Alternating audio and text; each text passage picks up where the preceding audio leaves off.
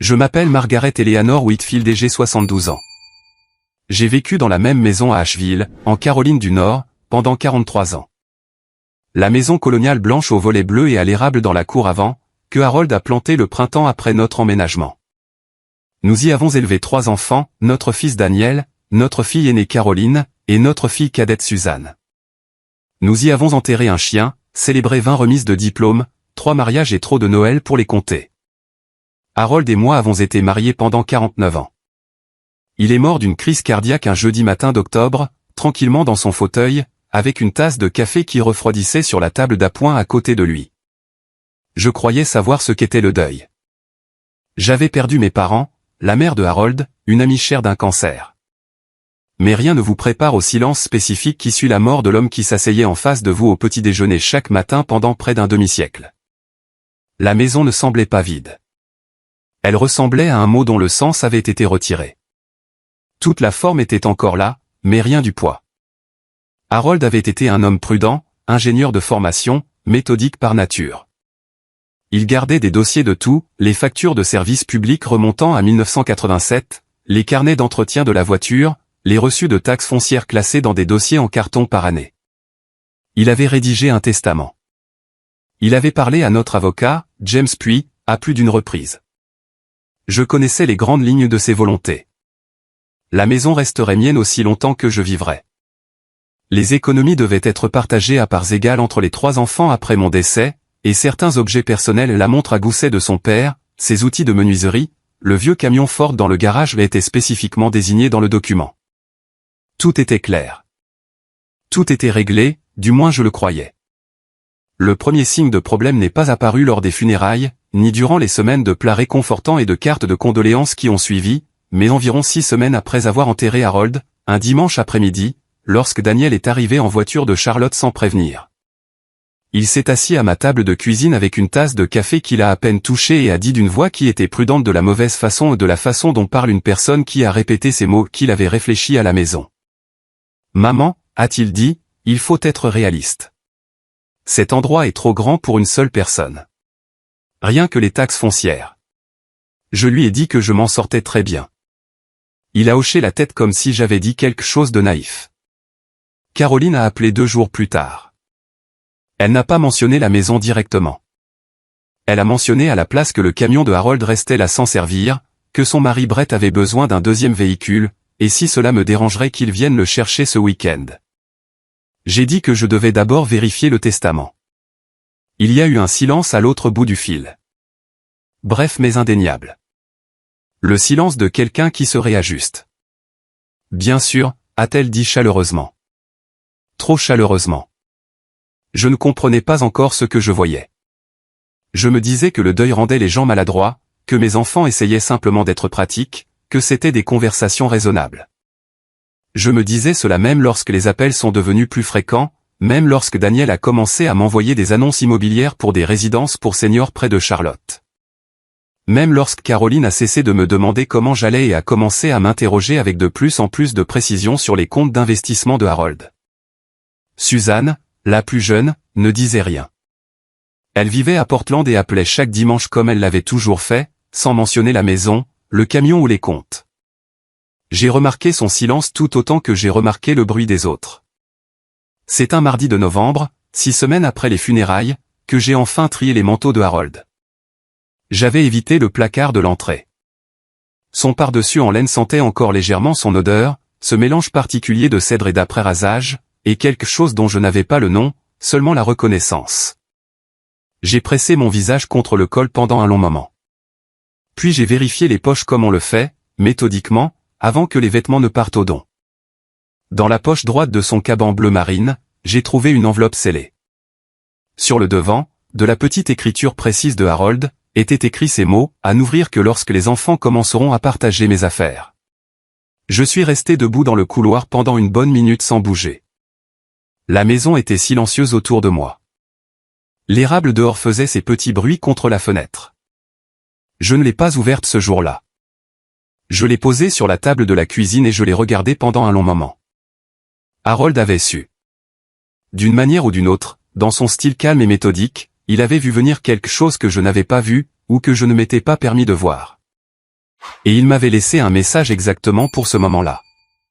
C'est à ce moment que j'ai compris que ce qui se passait dans ma famille n'était pas la maladresse causée par le deuil. C'était tout autre chose. Je n'ai pas bien dormi cette nuit-là. Je me suis allongé dans le lit que Harold et moi avions partagé pendant des décennies, j'ai fixé le plafond, et j'ai pensé à l'enveloppe sur la table de la cuisine, à la voix soigneusement répétée de Daniel, à l'hésitation de Caroline au téléphone, et au silence attentif et prudent de Suzanne. J'ai pensé au visage de Harold, non pas tel qu'il était dans le fauteuil ce jeudi matin-là, mais tel qu'il était il y a 20 ans, il y a 30 ans, assis à cette même table de cuisine, ses lunettes de lecture remontées sur le front, en train de trier des papiers. Harold avait toujours su les choses avant moi.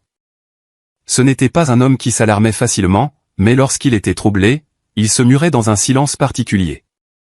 J'avais vu ce silence en lui au cours de la dernière année de sa vie, et je m'étais dit que c'était de la fatigue. C'était sa santé.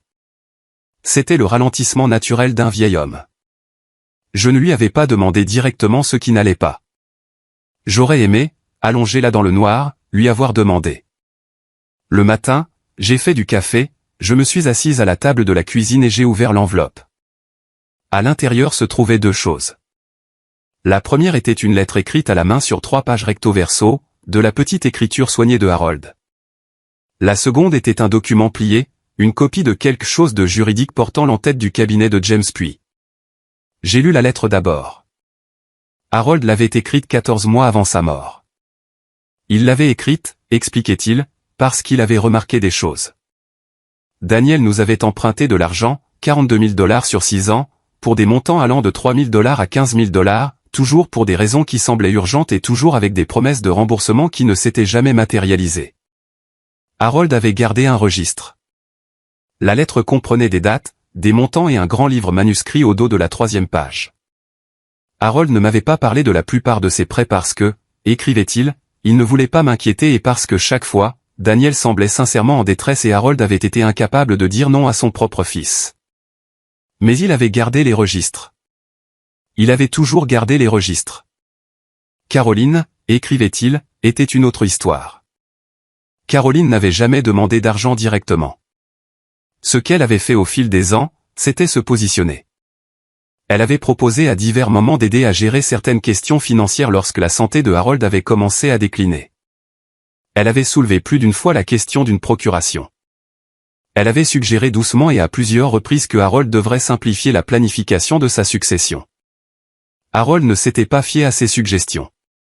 Il n'avait pas modifié son testament et n'avait donné de procuration à personne. Mars il s'était inquiété de ce qui se passerait après son départ. Le document juridique était un codicile au testament, un avenant que Harold avait ajouté 11 mois avant sa mort, dont je n'avais pas eu connaissance, qui spécifiait dans un langage juridique précis que la maison ne pouvait pas être vendue sans le consentement écrit de moi-même et de Suzanne. Et que tout différend concernant la succession devait faire l'objet d'une médiation par le cabinet de James Puy, en présence de Suzanne. Il m'avait protégé même à distance dans le temps, depuis l'au-delà. Harold avait tendu la main pour essayer de me protéger. Je suis resté assise à cette table de cuisine pendant un long moment. Le café a refroidi. Dehors, l'érable se tenait nu et patient face au ciel de novembre. J'avais peur. Je veux être honnête à ce sujet. J'ai 72 ans et j'avais passé près de 50 ans en partenariat avec un homme qui gérait les aspects les plus rudes de la vie. Et maintenant, j'étais seul et mes 2 enfants aînés tournaient autour de quelque chose dont je commençais à peine à comprendre la forme. La peur n'est pas quelque chose dont j'ai honte. La peur est honnête. Mais je suis aussi la fille d'une femme qui a élevé 4 enfants à travers la maladie et la mort de son mari avec pour seul bagage une éducation de niveau de 3e et une pure opiniâtreté. Je suis la petite fille de personnes qui ont tout quitté et ont construit une vie de leurs propres mains dans un nouveau pays. La peur n'a jamais été la fin de quoi que ce soit dans ma famille. Elle n'en a toujours été que le commencement. J'ai décroché le téléphone et j'ai appelé James Puy. Il s'est souvenu chaleureusement de Harold. Il a confirmé le codicile. Il a confirmé qu'il était juridiquement contraignant et qu'il avait été dûment enregistré. Et puis je lui ai raconté ce que j'avais observé, la pression de Daniel, les questions de Caroline sur les comptes, les annonces immobilières, et il a écouté sans m'interrompre. Et quand j'ai eu fini, il a dit de la voix prudente d'un homme qui pratique le droit depuis 35 ans, « Margaret, je pense qu'il serait sage que vous passiez au cabinet. J'ai pris rendez-vous pour jeudi. Puis j'ai appelé Suzanne. Elle a répondu à la deuxième sonnerie, sa matinée à Portland ne faisant que commencer, et quand je lui ai dit que j'avais trouvé une lettre de son père, elle est devenue très silencieuse. Pas le silence calculé de Caroline, mais le vrai silence de quelqu'un qui assimile une information importante. Puis elle a dit, « Maman, je rentre à la maison. » Je lui ai dit, « Pas encore. » Je lui ai dit que j'avais besoin de quelques jours de plus pour comprendre à quoi j'avais affaire. Après avoir raccroché, je me suis assise un moment dans la maison silencieuse et j'ai pensé, Harold m'a laissé une carte. Maintenant, je dois apprendre à la lire. Le plan commençait à se dessiner. Le cabinet de James puis se trouvait au 3e étage d'un immeuble en briques sur Lexington Avenue.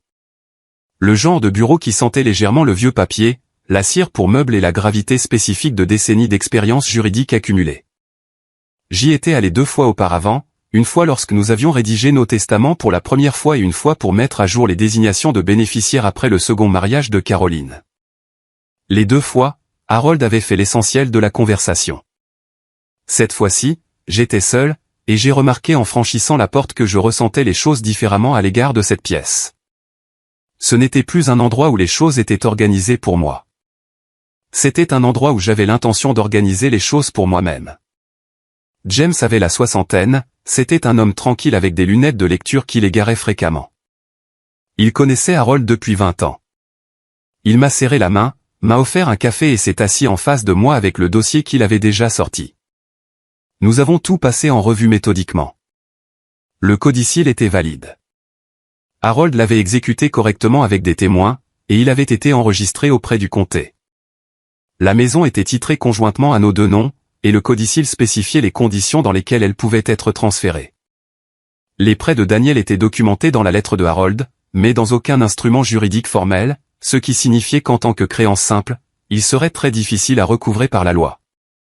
Cependant, a noté James, si Daniel devait faire une réclamation contre la succession sur la base de contributions antérieures ou de soins apportés ou une tactique qu'il avait déjà vu utiliser par le passé, les registres de Harold seraient pertinents. Vous vous attendez à cela, ai-je demandé. James a choisi ces mots comme Harold l'aurait fait. Je m'attends à ce que s'il y a une pression exercée au sujet de la maison ou des comptes, quelqu'un ait fait des recherches pour savoir quelles options s'offraient à lui. Cette phrase m'est restée en tête.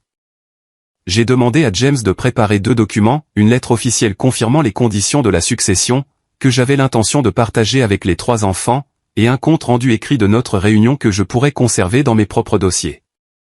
Il a dit qu'il aurait les 2 prêts d'ici la fin de la semaine. La lettre officielle est arrivée 4 jours plus tard par courriel.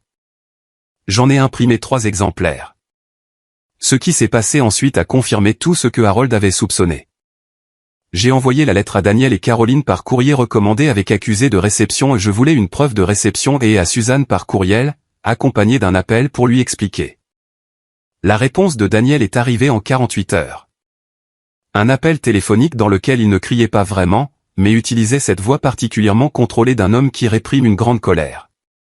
Il a dit que la lettre était inutile et blessante, qu'il essayait seulement d'aider, qu'il n'arrivait pas à croire que j'étais allé voir un avocat sans lui en parler d'abord. J'ai écouté. Je l'ai laissé finir. Puis j'ai dit calmement que je voulais simplement que tout le monde dispose d'informations précises. Il y a eu un silence. Puis, maman, à qui as-tu parlé? Pas, qu'est-ce que tu prépares, ni, que dit la lettre, mais, à qui as-tu parlé? Comme si le problème n'était pas l'information elle-même, mais sa source. Caroline n'a pas appelé. Elle a envoyé un SMS, bien reçu la lettre. Nous devrions en parler de vive voix. Pas de salutation, pas de reconnaissance du contenu. Mais c'est ce que Suzanne m'a dit le lendemain soir qui a constitué le point de non-retour. Suzanne avait parcouru certains dossiers physiques de Harold, qu'elle était venue organiser à Asheville avec ma permission. Dans le tiroir du bas du bureau de Harold, derrière un dossier de vieilles déclarations d'impôts, elle avait trouvé quelque chose dont j'ignorais l'existence, une série d'échanges de courriels imprimés entre Caroline et Harold s'étalant sur 3 ans. Dans lesquels Caroline soulevait avec une insistance croissante la possibilité que Harold mette à jour sa planification successorale pour lui donner une autorité plus large sur les finances familiales. Dans un échange daté de 14 mois avant la mort de Harold, le mois même où il avait écrit sa lettre à mon attention, Harold avait répondu en 3 sentences. Il avait écrit qu'il appréciait son intérêt, qu'il avait une confiance totale dans ses dispositions actuelles, et qu'il préférait qu'elle ne soulève plus la question. Caroline n'avait pas répondu à ce courriel. Au lieu de cela, 14 mois plus tard, elle avait commencé à m'appeler au sujet du camion. J'ai lu ces pages imprimées à ma table de cuisine tandis que Suzanne était assise en face de moi, observant mon visage. Je les ai lues 2 fois. Dehors, la soirée d'Asheville était sombre et froide, et l'érable était immobile. Elle avait planifié cela, ai-je dit. Suzanne n'a rien dit, ce qui était sa propre façon de répondre. J'étais entré dans le cabinet de James puis avec des soupçons et la parole de Harold. Je suis sorti de ma propre cuisine ce soir-là avec des preuves documentées. La forme de ce qui se passait s'était enfin dessinée, passant du brouillard à quelque chose de dur, de clair et d'indéniable. Il n'y avait plus de retour en arrière possible pour aucun d'entre nous. Le plan, tel que je l'avais élaboré dans les jours qui ont suivi la découverte des courriels et avant d'agir, n'était pas compliqué. Les plans compliqués exigent que tout se passe bien. Les plans simples exigent seulement que vous restiez ferme. La première partie était juridique. James puis a déposé une notification formelle des conditions de la succession auprès du bureau d'homologation du comté, créant ainsi un registre public qui rendrait toute tentative de contester les dispositions du testament par des allégations d'incapacité, d'abus de faiblesse ou de propriété contestée nettement plus difficile et coûteuse. C'était le codicille de Harold qui faisait son œuvre, mais déposé officiellement avec une trace écrite. James a également rédigé, à ma demande, une lettre à l'attention de Daniel et Caroline détaillant formellement les prêts non remboursés que Harold avait documentés. Pas une demande de remboursement immédiat, pas encore, mais une notification formelle. Les prêts existaient, ils étaient documentés, et la succession en avait connaissance. La deuxième partie était financière. J'ai rencontré une conseillère financière, non pas l'homme que Daniel m'avait suggéré d'utiliser à une époque dont je remarquais maintenant que Harold n'avait jamais validé le nom, mais une femme nommée Patricia Hawkes, qui m'avait été recommandée par mon amie Ruth. Patricia était méthodique et parlait sans détour. Ensemble, nous avons passé en revue les comptes d'investissement, confirmé les désignations de bénéficiaires que Harold avait organisées, et transféré le compte chèque principal vers une autre institution. Ce n'était pas du secret. J'ai dit à Suzanne et à James ce que j'avais fait, mais cela mettait de la distance entre ma vie financière et les personnes en qui je n'avais plus confiance quant à leurs intentions à son égard. La troisième partie concernait l'information. J'ai écrit une lettre claire et factuelle aux 3 enfants, toujours par l'intermédiaire du cabinet de James, toujours par courrier recommandé avec accusé de réception, décrivant l'état de la succession, confirmant l'implication de Suzanne, comme Harold l'avait spécifié dans le codicille. Et notant qu'à l'avenir, toute question concernant la succession devait être adressée à James puis. Daniel a reçu sa copie un mercredi. Dès le vendredi soir, il était à ma porte. Il n'avait pas appelé. Il se tenait sur mon porche dans un manteau que je ne lui connaissais pas, la mâchoire serrée d'une manière dont je me souvenais de ses 17 ans lorsqu'il avait été pris en flagrant délit de mensonge. Et il n'était pas seul. Sa femme Karen était avec lui, ce à quoi je ne m'attendais pas, et que j'ai immédiatement compris comme une décision tactique. Karen avait toujours été le visage le plus doux de leur couple. Elle m'a serré dans ses bras à la porte. Daniel a dit qu'il voulait simplement parler. Nous nous sommes assis dans le salon. Karen gardait une expression chaleureuse et inquiète. Daniel a parlé de la famille, de la façon dont Harold aurait voulu que nous réglions les choses ensemble, du fait qu'il s'inquiétait de me voir isolé avec des gens qui n'avaient pas les meilleurs intérêts de la famille à cœur. Il voulait dire Suzanne. Il voulait dire James. Puis il a dit calmement qu'il avait parlé à un autre avocat, un homme qui pensait qu'il pourrait y avoir des motifs pour contester certaines décisions prises par Harold vers la fin, compte tenu de sa santé. Le voilà. Pas une suggestion, pas une conversation, une menace. La pièce était très silencieuse. J'ai regardé mon fils, cet homme que j'avais élevé, qui avait appris à marcher dans cette même maison, qui s'était assis à cette table de cuisine pour faire ses devoirs pendant que je préparais le dîner à 10 mètres de là. Et j'ai ressenti quelque chose qui n'était ni de la colère ni de la tristesse, mais un deuil froid et clarificateur. Le deuil de voir clairement quelque chose que l'on avait espéré voir différemment. J'ai dit, Daniel. Tout ce que Harold a décidé à n'importe quel moment de sa vie l'a été en pleine capacité juridique, dûment certifié par témoin et enregistré auprès d'un officier de justice. Si ton avocat estime qu'il y a des motifs pour contester cela, alors ton avocat s'adressera à James puis. Karen a tendu la main et a touché le bras de Daniel. Il n'a pas bougé. Maman, je pense que tu devrais. Je pense que vous devriez partir, ai-je dit. Il s'est levé. Son visage affichait une expression complexe. Pendant un instant, j'ai cru qu'il allait dire quelque chose qui briserait la glace, une ancienne version honnête de lui-même, mais il ne l'a pas fait. Il a hoché la tête une fois, et lui et Karen sont partis. J'ai verrouillé la porte. Je me suis tenu dans le couloir et j'ai respiré. Puis j'ai appelé James et je lui ai raconté ce qui avait été dit. Il n'a pas été surpris. Il m'a dit que la succession était protégée, que le codicille était solide, et que si l'avocat de Daniel faisait la moindre démarche officielle, nous serions prêts. Après avoir raccroché, j'ai éteint les lumières du salon et je suis allé me coucher à 21h. Je ne me suis pas endormi immédiatement, mais je me suis allongé dans le calme, et je me suis simplement laissé reposer. Non pas du conflit, qui n'était pas terminé, mais de l'effort nécessaire pour le gérer. Pendant 3 jours, je n'ai pas lu mes courriels. J'ai marché. J'ai cuisiné. Je me suis assise sur le porche arrière dans mon vieux gilet avec un café, j'ai regardé le jardin d'hiver et j'ai laissé mon esprit s'apaiser. Harold avait toujours dit que le travail le plus difficile ressemble parfois à ne rien faire. J'avais besoin de ces 3 jours. Ce qui allait suivre exigerait toute la fermeté dont j'étais capable. L'offre est venue de Caroline. Cela m'a légèrement surprise. Je m'attendais à ce que Daniel soit le premier à tendre la main puisqu'il était celui qui était passé aux menaces. Mais c'était peut-être la stratégie. Laisser la menace planer et s'adoucir, puis envoyer la sœur plus présentable avec quelque chose qui ressemblait à une solution. Elle a appelé un mardi matin, 10 jours après la visite de Daniel, alors que j'étais dans la cuisine en train de préparer des flocons d'avoine. Sa voix était chaleureuse, d'une chaleur soignée, précise de la façon dont une pièce se présente quand quelqu'un l'a nettoyée spécifiquement parce qu'elle attend de la visite. Elle a dit qu'elle avait réfléchi. Elle a dit qu'elle savait que les choses étaient devenues tendues et que personne ne voulait cela. Elle a dit qu'elle et Brett en avaient parlé et qu'ils avaient une proposition qui, selon eux, pourrait vraiment tout résoudre. Et si, a-t-elle dit, il rachetait ma part de la maison à sa pleine valeur marchande, elle a bien insisté sur ce point et que je m'installais dans un endroit plus petit et plus récent qui serait beaucoup plus facile à gérer pour moi. Il s'occuperait de toute la logistique. Je n'aurais pas à me soucier des taxes foncières ni de l'entretien, et l'argent de la vente me permettrait de vivre confortablement le reste de mes jours. Elle a dit tout cela avec aisance. Elle l'avait répété. Je me tenais près de la cuisinière, j'écoutais chaque mot et je me disais, c'est la version du plan qu'il croit que je pourrais accepter. Pas la force. Je leur avais montré que la force ne fonctionnerait pas. C'était de la persuasion. C'était la maison déguisée en cadeau. Quand elle a eu fini, j'ai dit, Caroline, la maison n'est pas à vendre. Un silence. Maman, je pense juste que si tu y réfléchissais. La maison n'est pas à vendre, ai-je répété. Pas à toi, pas à personne, de mon vivant. Un autre silence.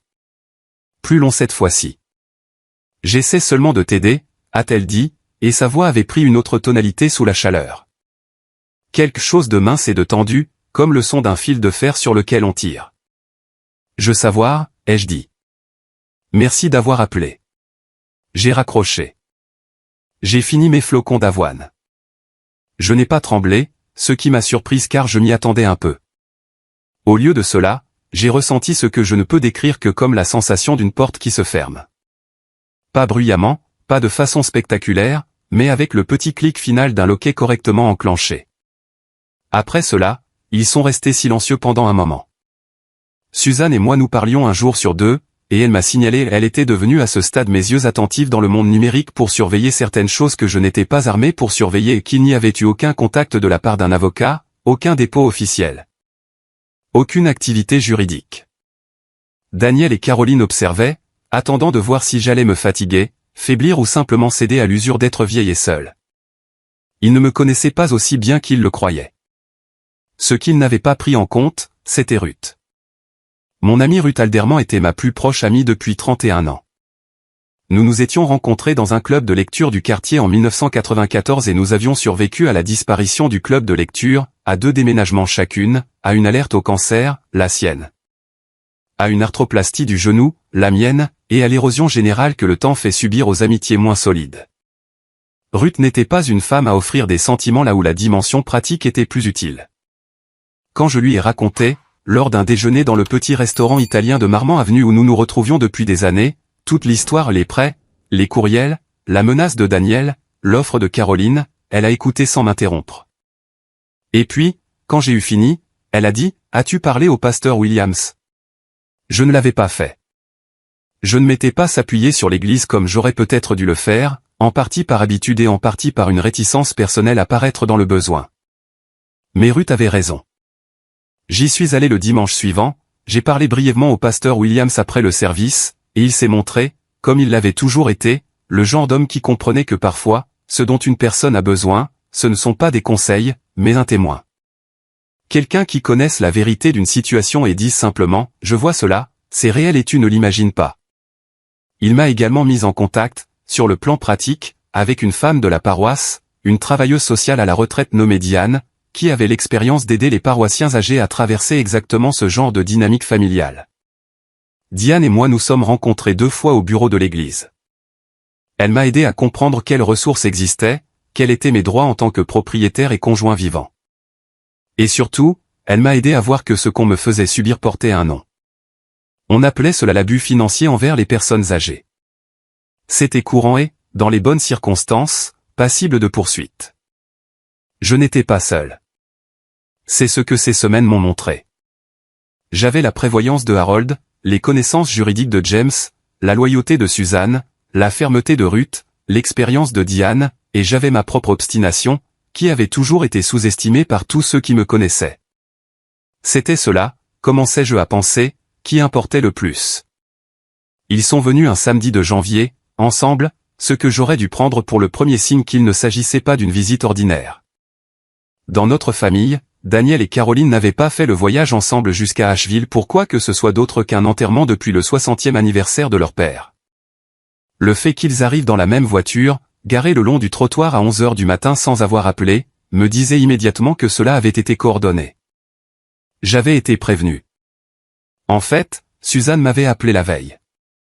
Elle avait vu un fil de discussion sur un groupe familial dont j'avais été retiré à un moment donné sans que je m'en aperçoive. Et elle m'avait dit que Daniel et Caroline prévoyaient de venir et que le langage qu'ils utilisaient entre eux était celui d'une campagne. Il faut lui faire comprendre. Elle ne réfléchit pas clairement. Elle doit entendre cela de nous deux. Ainsi, lorsque la sonnette a retenti, j'étais déjà installé dans le fauteuil avec mon café, et j'avais déjà décidé de la tournure que prendraient les événements. Ils sont entrés avec le sourire. Caroline avait apporté un gâteau au café. Daniel m'a serré dans ses bras et a fait remarquer à quel point la maison était belle. Ils se sont assis ensemble sur le canapé, ce qu'ils n'avaient jamais fait auparavant, prétendant toujours s'installer aux extrémités opposées. Et Caroline a coupé le gâteau sur la table basse et l'a servi comme une hôtesse dans la maison de quelqu'un d'autre. J'ai remarqué chaque détail de la performance parce que j'avais passé 7 décennies à décrypter les ambiances. Je leur ai proposé du café, que j'ai versé lentement et délibérément parce que je n'étais pas pressé et que je voulais qu'ils le ressentent. J'ai posé les tasses sur la table, je me suis adossé dans le vieux fauteuil de Harold, celui qu'il m'avait suggéré de donner, celui que je n'avais absolument pas l'intention de donner, j'ai croisé les mains sur mes genoux et j'ai attendu. Ils ont commencé, comme je m'y attendais, par l'amour. À quel point ils tenaient à moi, à quel point cela avait été difficile pour tout le monde. Comment le deuil affecte les familles et comment ils ne voulaient pas que notre famille soit de celles qui se déchirent. Daniel a dit qu'il avait été trop agressif lors de sa précédente visite, et il s'est excusé. Et l'excuse était assez convaincante pour que je ressente, pendant un instant, l'ancien élan, ce désir qui ne disparaît jamais tout à fait de croire que votre enfant est la personne que vous voulez qu'il soit. J'ai laissé l'excuse flotter. Je ne me suis pas précipité pour l'accepter. Je ne me suis pas précipité pour la rejeter. J'ai simplement hoché la tête. De la façon dont on hoche la tête quand on écoute, ce qui est différent de la façon dont on hoche la tête quand on est d'accord. Daniel a bougé légèrement. Il s'attendait à ce que l'excuse fasse plus d'effet que ce que je lui permettais. Puis Caroline est passée en douceur au vif du sujet. Elle a dit qu'il y avait une question pratique qu'ils devaient aborder ensemble. Elle a dit qu'elle avait parlé à quelques personnes. Elle n'a pas dit des avocats. Elle a dit, des gens qui pensent que les dispositions successorales de Harold, bien qu'intentionnées, ont créé une situation déséquilibrée. Elle a dit que l'implication de Suzanne dans les décisions successorales était injuste, étant donné que Suzanne vivait à Portland depuis 20 ans et n'avait pas été présente pour s'occuper de Harold dans ces dernières années. L'implication étant que Caroline, qui vivait à 2 heures de route et avait rendu visite peut-être 6 fois au cours des 3 dernières années de la vie de Harold, avait mérité un statut préférentiel. Elle a fait glisser une feuille de papier sur la table basse. C'était un document dactylographié, informel, sans en-tête, qui décrivait une proposition de réaménagement dans laquelle un fiduciaire familial serait nommé pour superviser mes finances et les décisions relatives à la succession. Le fiduciaire proposé était Caroline. J'ai regardé le papier. J'ai regardé Caroline. J'ai regardé Daniel. Qui a préparé cela, ai-je demandé. Nous l'avons fait, a dit Daniel. Ensemble, parce que nous tenons à toi. Est-ce qu'un avocat l'a examiné? Une légère hésitation. Nous voulions en discuter avec toi d'abord. Ce qui signifiait non. J'ai posé le papier sur la table sans le ramasser. Je n'ai pas besoin de fiduciaire, ai-je dit. J'ai un avocat. J'ai une conseillère financière. J'ai Suzanne. J'ai 72 ans. J'ai ma pleine capacité juridique et j'ai pris mes décisions. La chaleur de Caroline a changé, pas entièrement, mais de façon perceptible. Elle a dit que je m'isolais avec des gens qui ne comprenaient pas la famille. Elle a dit que Suzanne avait toujours eu ses propres motivations. Elle a dit que si quelque chose m'arrivait. Elle a laissé la phrase inachevée d'une manière qui se voulait inquiète mais qui ressemblait plutôt à une porte laissée entr'ouverte sur quelque chose de plus sombre. Daniel s'est penché en avant. Sa voix a baissé de la façon dont les voix baissent lorsqu'on veut paraître raisonnable mais qu'on s'avère en fait pressant. Il a dit qu'il ne voulait que ce qu'il y avait de mieux pour moi. Il a dit que Brett, le mari de Caroline, avait des relations dans l'immobilier et pouvait s'assurer que j'obtienne la pleine valeur marchande, et même plus, pour la maison si je choisissais de vendre. Il a dit que le quartier changeait et que la valeur des propriétés ne resterait pas éternellement là où elle était. Il disait tout cela comme s'il s'agissait d'informations et non d'instructions, comme s'il me faisait un cadeau et n'essayait pas de m'extorquer quelque chose. J'ai reconnu la technique. C'était la même technique qu'il utilisait depuis qu'il avait 14 ans et qu'il voulait les clés de la voiture. « Est-ce que tu me menaces, Caroline ?» ai-je demandé, ramenant la conversation là où j'en avais besoin. « Maman, bien sûr que non. Nous t'aimons. Parce que je veux être clair, ai-je dit. Et j'ai entendu dans ma propre voix quelque chose que je reconnaissais des meilleurs moments de Harold, ce calme particulier qui n'est pas de la douceur. Toute tentative formelle de me faire déclarer incapable ou de contester cette succession se heurtera à James puis et aux documents que j'assemble depuis novembre, y compris les registres de Harold, y compris les courriels imprimés. La pièce est devenue très silencieuse. Le visage de Caroline a montré quelque chose que je n'avais encore jamais vu chez elle. Pas de la colère, mais un vide. L'expression de quelqu'un dont le scénario était épuisé. Daniel s'est levé. Sa mâchoire s'est contractée à nouveau.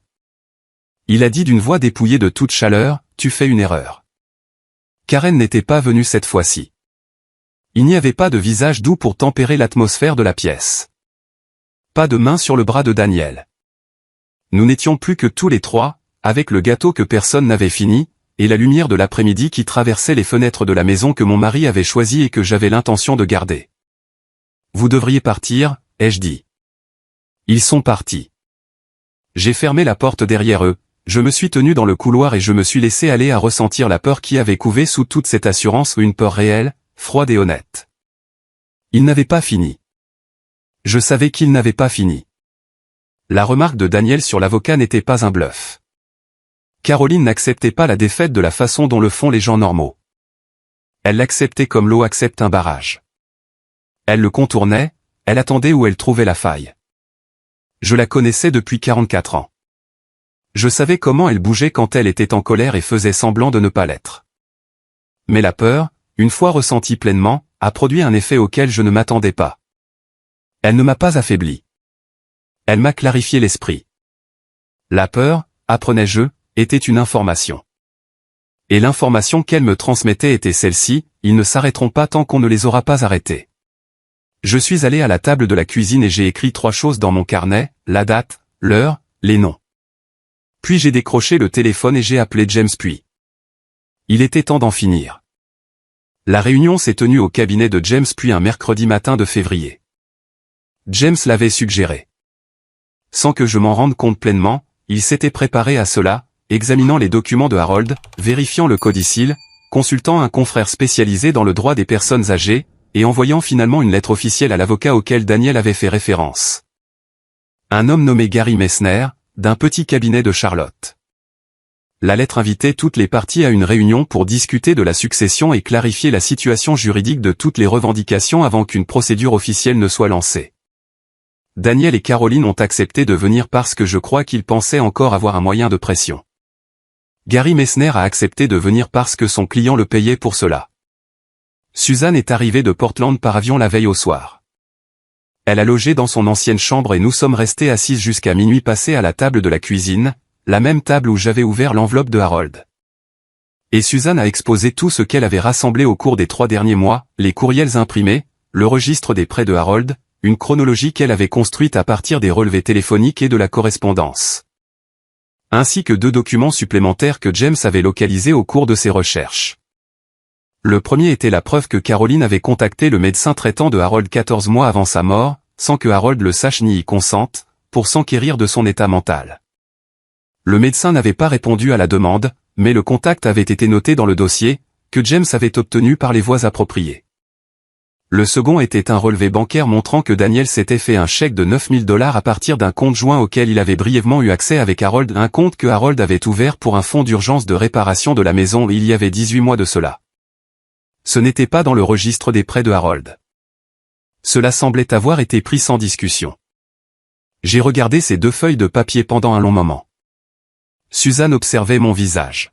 « Est-ce qu'il va aller en prison ?» a-t-elle demandé à voix basse. « Non », ai-je dit, mais il va devoir en répondre. Je n'ai pas bien dormi cette nuit-là non plus. Mais c'était un autre genre d'insomnie que celle de novembre. En novembre, j'étais resté éveillé en proie à l'effroi. Cette nuit de février, je suis resté éveillé habité par quelque chose de plus concentré, la vigilance particulière d'une personne qui a fait ses préparatifs et qui attend simplement le matin. J'ai pensé à Harold. J'ai pensé aux 3 pages de sa lettre, à son écriture soignée, au registre au dos de la 3e page. J'ai pensé au fait qu'il avait conservé ces registres pendant 6 ans sans m'en parler, portant cette connaissance comme une personne prudente porte une charge lourde, silencieusement, sans se plaindre. Parce que la poser n'en réduirait pas le poids et risquerait seulement de la laisser là où quelqu'un d'autre trébucherait dessus.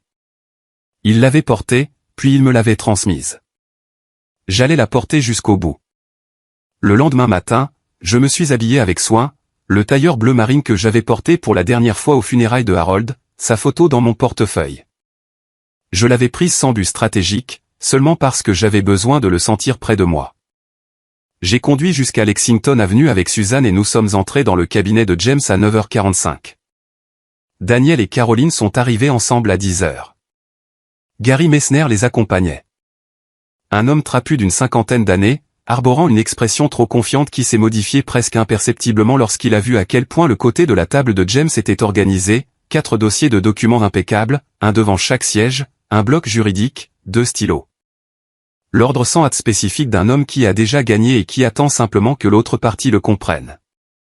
James a ouvert la séance en distribuant les dossiers, le codicile, le dépôt d'homologation, le registre des prêts de Harold, l'évaluation officielle de la situation juridique de la succession par l'avocat successoral. Il n'a pas fait de commentaires. Il a simplement posé les documents devant les participants et les a laissés lire. Gary Messner a lu pendant 3 minutes. Puis il a regardé Daniel.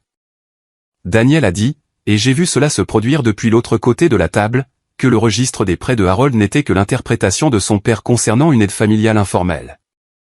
Il a dit que ces prêts étaient des cadeaux, qu'ils n'avaient jamais été présentés comme des arrangements de remboursement, que Harold avait toujours soutenu ses besoins financiers. James a dit calmement, qualifiez-vous ces 42 000 $ de cadeaux au moment où ils ont été faits? C'était la famille. Parce que s'il s'agissait de cadeaux, a poursuivi James du même ton calme, alors Daniel. Vous n'auriez aucun fondement pour une quelconque réclamation contre la succession basée sur une contribution antérieure. Est-ce bien ce que vous dites? J'ai vu Daniel comprendre le piège dans lequel il venait de s'engager. Son visage est passé par 3 expressions distinctes en l'espace de quelques secondes. Il a regardé Gary Messner. Gary Messner a regardé son bloc-notes. Caroline a tenté de réorienter le débat. Elle a dit que la question était mon bien-être et ma capacité à gérer la succession de façon indépendante. Elle a dit qu'elle avait des inquiétudes. Elle utilisait ces mots doucement et avec précaution, comme s'ils servaient d'emballage pour autre chose. James a placé le dossier du médecin devant elle, la demande qu'elle avait faite au médecin de Harold. « Étiez-vous inquiète de l'état mental de Harold 14 mois avant sa mort ?» a-t-il demandé. Caroline a dit que c'était une affaire de famille privée. « C'est un dossier médical », a dit James, obtenu légalement. « J'étais inquiète pour lui. »« Vous avez contacté son médecin à son insu et sans son consentement », a dit James, 14 mois avant sa mort. Au moment même où il documentait les prêts accordés à votre frère et modifiait son testament pour y ajouter le codicile que vous cherchez à contester. Il s'est interrompu. C'est un schéma, Caroline. Et il est documenté. Gary Messner a posé son stylo. Je l'ai vu faire. Il ne l'a pas repris pendant un certain temps. Caroline a regardé la table. Puis elle m'a regardé. Je ne sais pas ce qu'elle cherchait. Quoi que ce fût, je ne pense pas qu'elle l'ait trouvé. Je n'étais pas en colère. Je n'étais pas triomphante.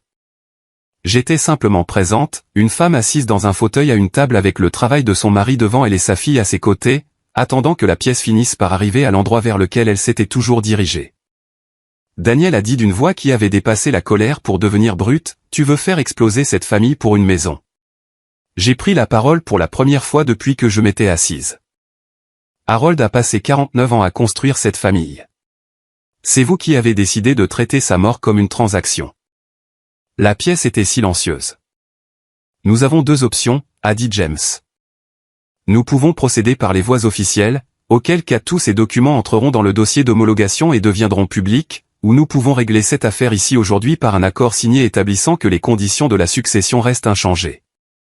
Les prêts restants sont reconnus et aucune autre action en justice n'est engagée par l'une ou l'autre des parties. Gary Messner s'est penché pour parler à voix basse à Daniel. Un lourd silence s'est installé. Un long moment s'est écoulé, puis un autre. Les mains de Daniel étaient à plat sur la table. Caroline n'avait pas levé les yeux. J'ai attendu. J'avais appris au cours des 3 derniers mois comment attendre. Caroline a dit très doucement, presque pour elle-même, « Papa savait. » Ce n'était pas une question.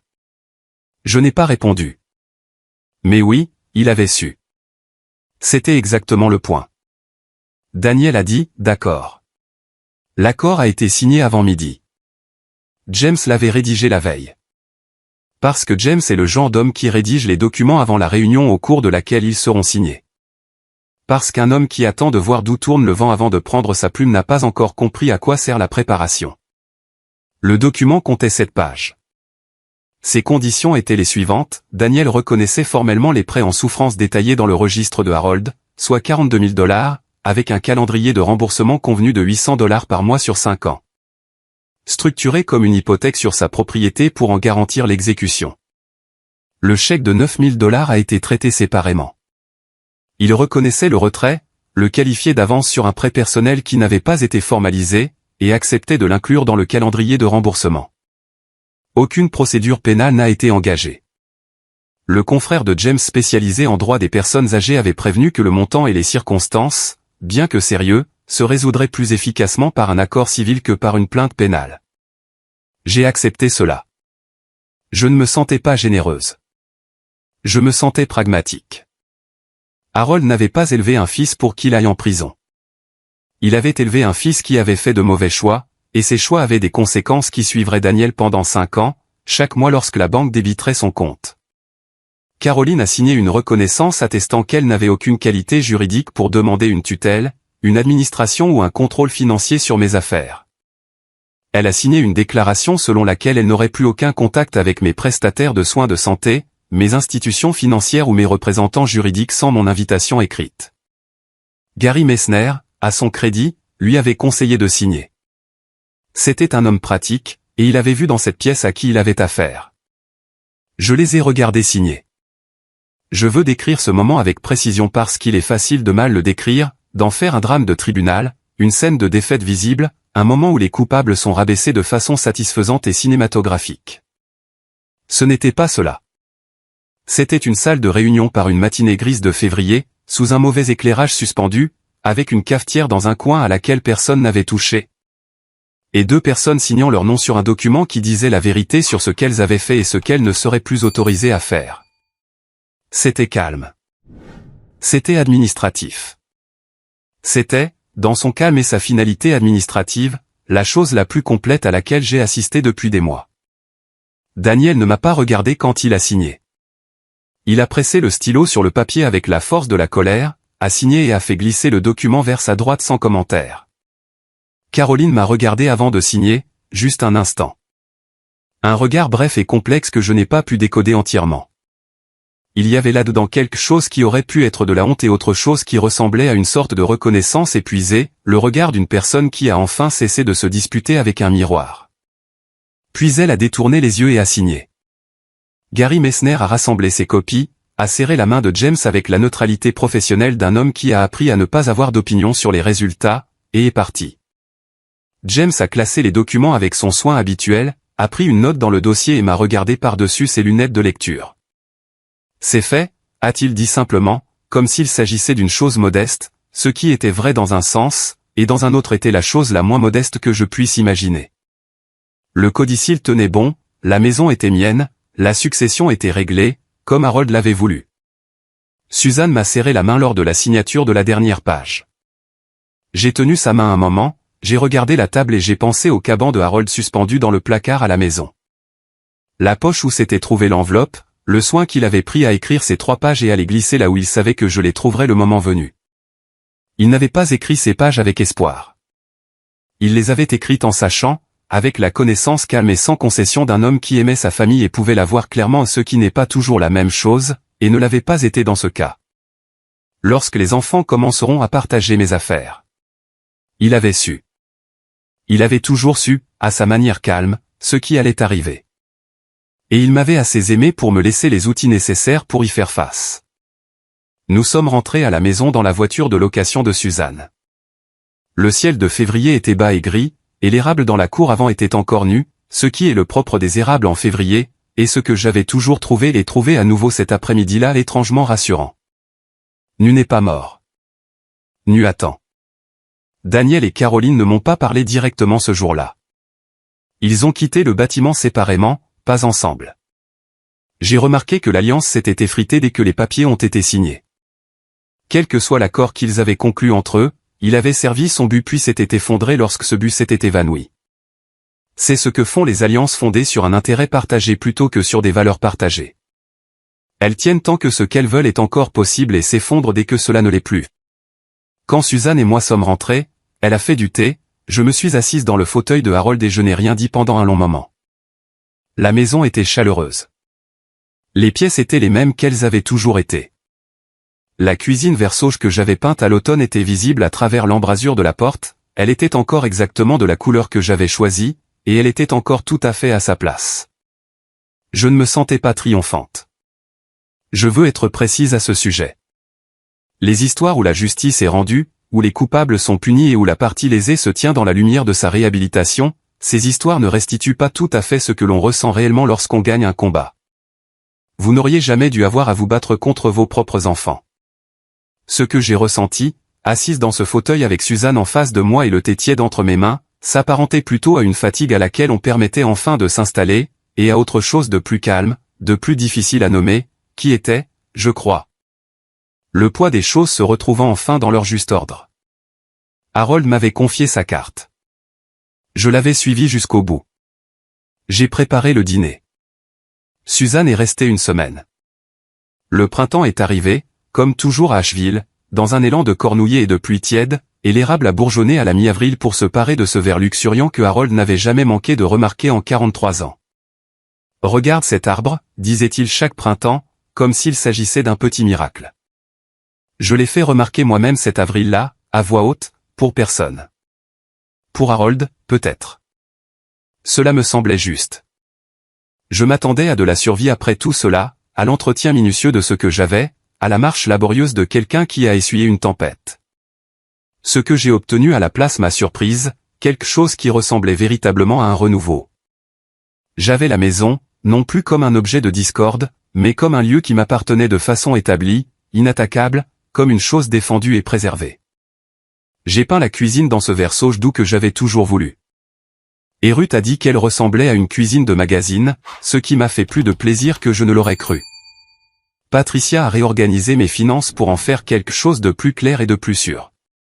Le remboursement de Daniel arrivait le premier de chaque mois avec la régularité d'un homme qui n'avait pas le choix. J'ai placé chaque dollar sur un compte d'épargne au nom de Suzanne.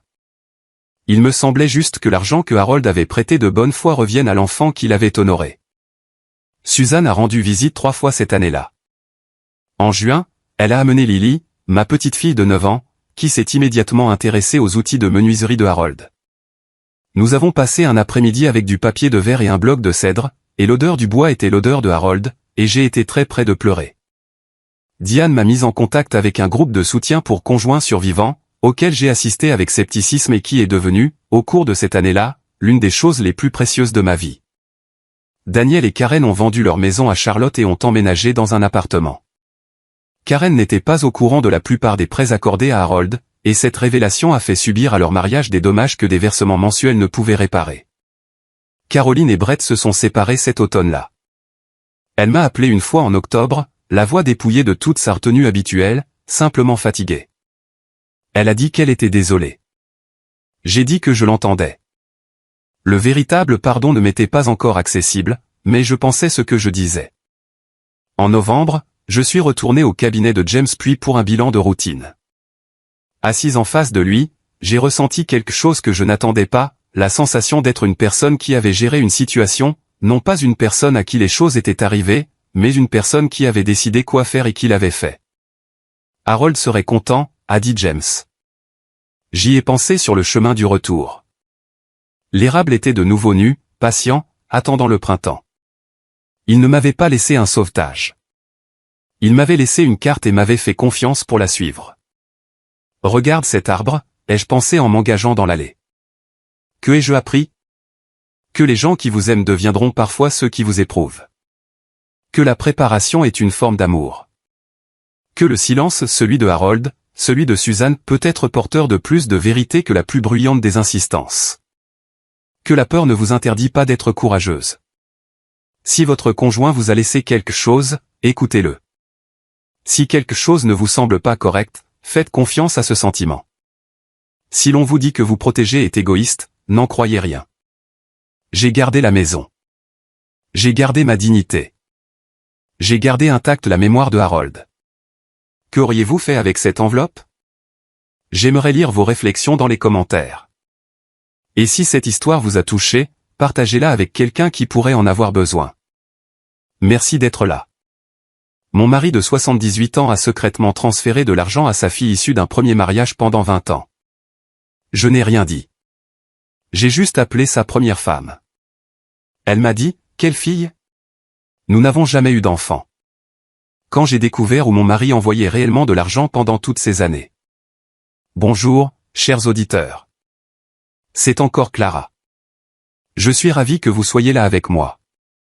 S'il vous plaît, aimez cette vidéo, écoutez mon histoire jusqu'au bout et dites-moi de quelle ville vous m'écoutez. De cette façon, je peux voir jusqu'où mon histoire a voyagé. My name is Dorothy Callahan and I am 74 years old. Je veux vous raconter une histoire qu'il m'a fallu 20 ans pour comprendre pleinement, et seulement 3 mois pour agir une fois que j'y suis enfin parvenu. Howard et moi nous sommes rencontrés lors d'une collecte de fonds paroissiale à Tucson au printemps 1998. Il avait 62 ans, venait de prendre sa retraite d'une carrière dans l'immobilier commercial, et il avait ce genre de confiance tranquille et stable que j'avais cessé d'espérer trouver à mon âge. J'avais 54 ans, j'étais veuve depuis 7 ans, j'avais 2 enfants adultes et une petite maison sur Mesquite Lane qui me semblait trop grande pour une seule personne. Nous avons été présentés par des amis communs et, en un an, nous étions mariés. Ce fut pendant longtemps sincèrement bien. Howard avait été marié auparavant. Il m'en avait parlé très tôt, un premier mariage court dans sa trentaine, sans enfant, un divorce à l'amiable. Sa femme s'appelait Patricia et vivait quelque part dans le nord-ouest Pacifique. Howard parlait d'elle sans amertume et sans chaleur particulière, de la façon dont on mentionne un quartier où l'on a habité autrefois. Je n'avais aucune raison de poser plus de questions. Je n'étais pas une femme jalouse. Je le croyais. Nous avons construit une vie ensemble dans cette maison de Mesquite Lane. Nous voyagions quand nous le pouvions. Nous fréquentions la même église. Nous nous disputions pour le thermostat et étions d'accord sur presque tout le reste. Mes enfants appréciaient Howard. Ses 2 fils adultes issus d'un second mariage, oui, il y avait eu un deuxième mariage dont j'étais au courant, venaient pour les vacances et me traitaient avec affection. Nous étions, en apparence, un couple uni et heureux. La première fois que j'ai remarqué quelque chose d'étrange, c'était à l'automne 2004. J'étais allé chercher quelque chose dans le bureau de Howard, une agrafeuse, je crois, ou un stylo, quand j'ai trouvé un relevé bancaire partiellement glissé sous une chemise de dossier. Je ne fouillais pas, ce n'était pas mon genre, mais le relevé était ouvert, face visible, et un chiffre a attiré mon attention. Un virement récurrent de 400 $ envoyé mensuellement à un compte que je ne reconnaissais pas. Le libellé disait simplement « LM ». Je l'ai gardé en mémoire, mais je n'ai rien dit. Howard était un homme prudent avec nos finances, généreux jusqu'à l'excès avec ses fils et parfois avec des œuvres de bienfaisance qui lui tenaient à cœur. Je me suis dit qu'il s'agissait probablement de quelque chose dont on ne m'avait tout simplement pas parlé, un neveu, un filleul, une ancienne obligation. Les personnes mariées ne se doivent pas des explications détaillées pour chaque dollar. Je le croyais alors. Je le crois moins aujourd'hui, mais les années ont passé et l'étrangeté de la chose s'est estompée. Ce qui ne s'est pas estompé, c'est l'habitude. Il y avait des appels téléphoniques qu'il prenait dehors. Pas souvent, peut-être une fois par mois, parfois moins. Howard s'excusait, quittait le salon, allait sur le porche arrière et parlait doucement pendant 5 ou 10 minutes. Quand il revenait, il était toujours un peu plus fermé qu'auparavant. Comme une porte entr'ouverte qui se referme presque complètement. J'ai remarqué. Je n'ai rien dit. Il y avait des moments où il semblait inquiet sans pouvoir l'expliquer, une lourdeur qui allait et venait sans cause apparente. J'ai demandé une fois, en 2011, si tout allait bien, s'il y avait quelque chose sur le plan financier qui le tracassait. Il a dit que tout allait bien. Il m'a regardé droit dans les yeux et a dit que tout allait bien. Et parce que je l'aimais, et parce que je n'avais aucune preuve de quoi que ce soit, je l'ai cru. C'est en mars 2022 que j'aimerais enfin trouver quelque chose que je ne pouvais pas justifier.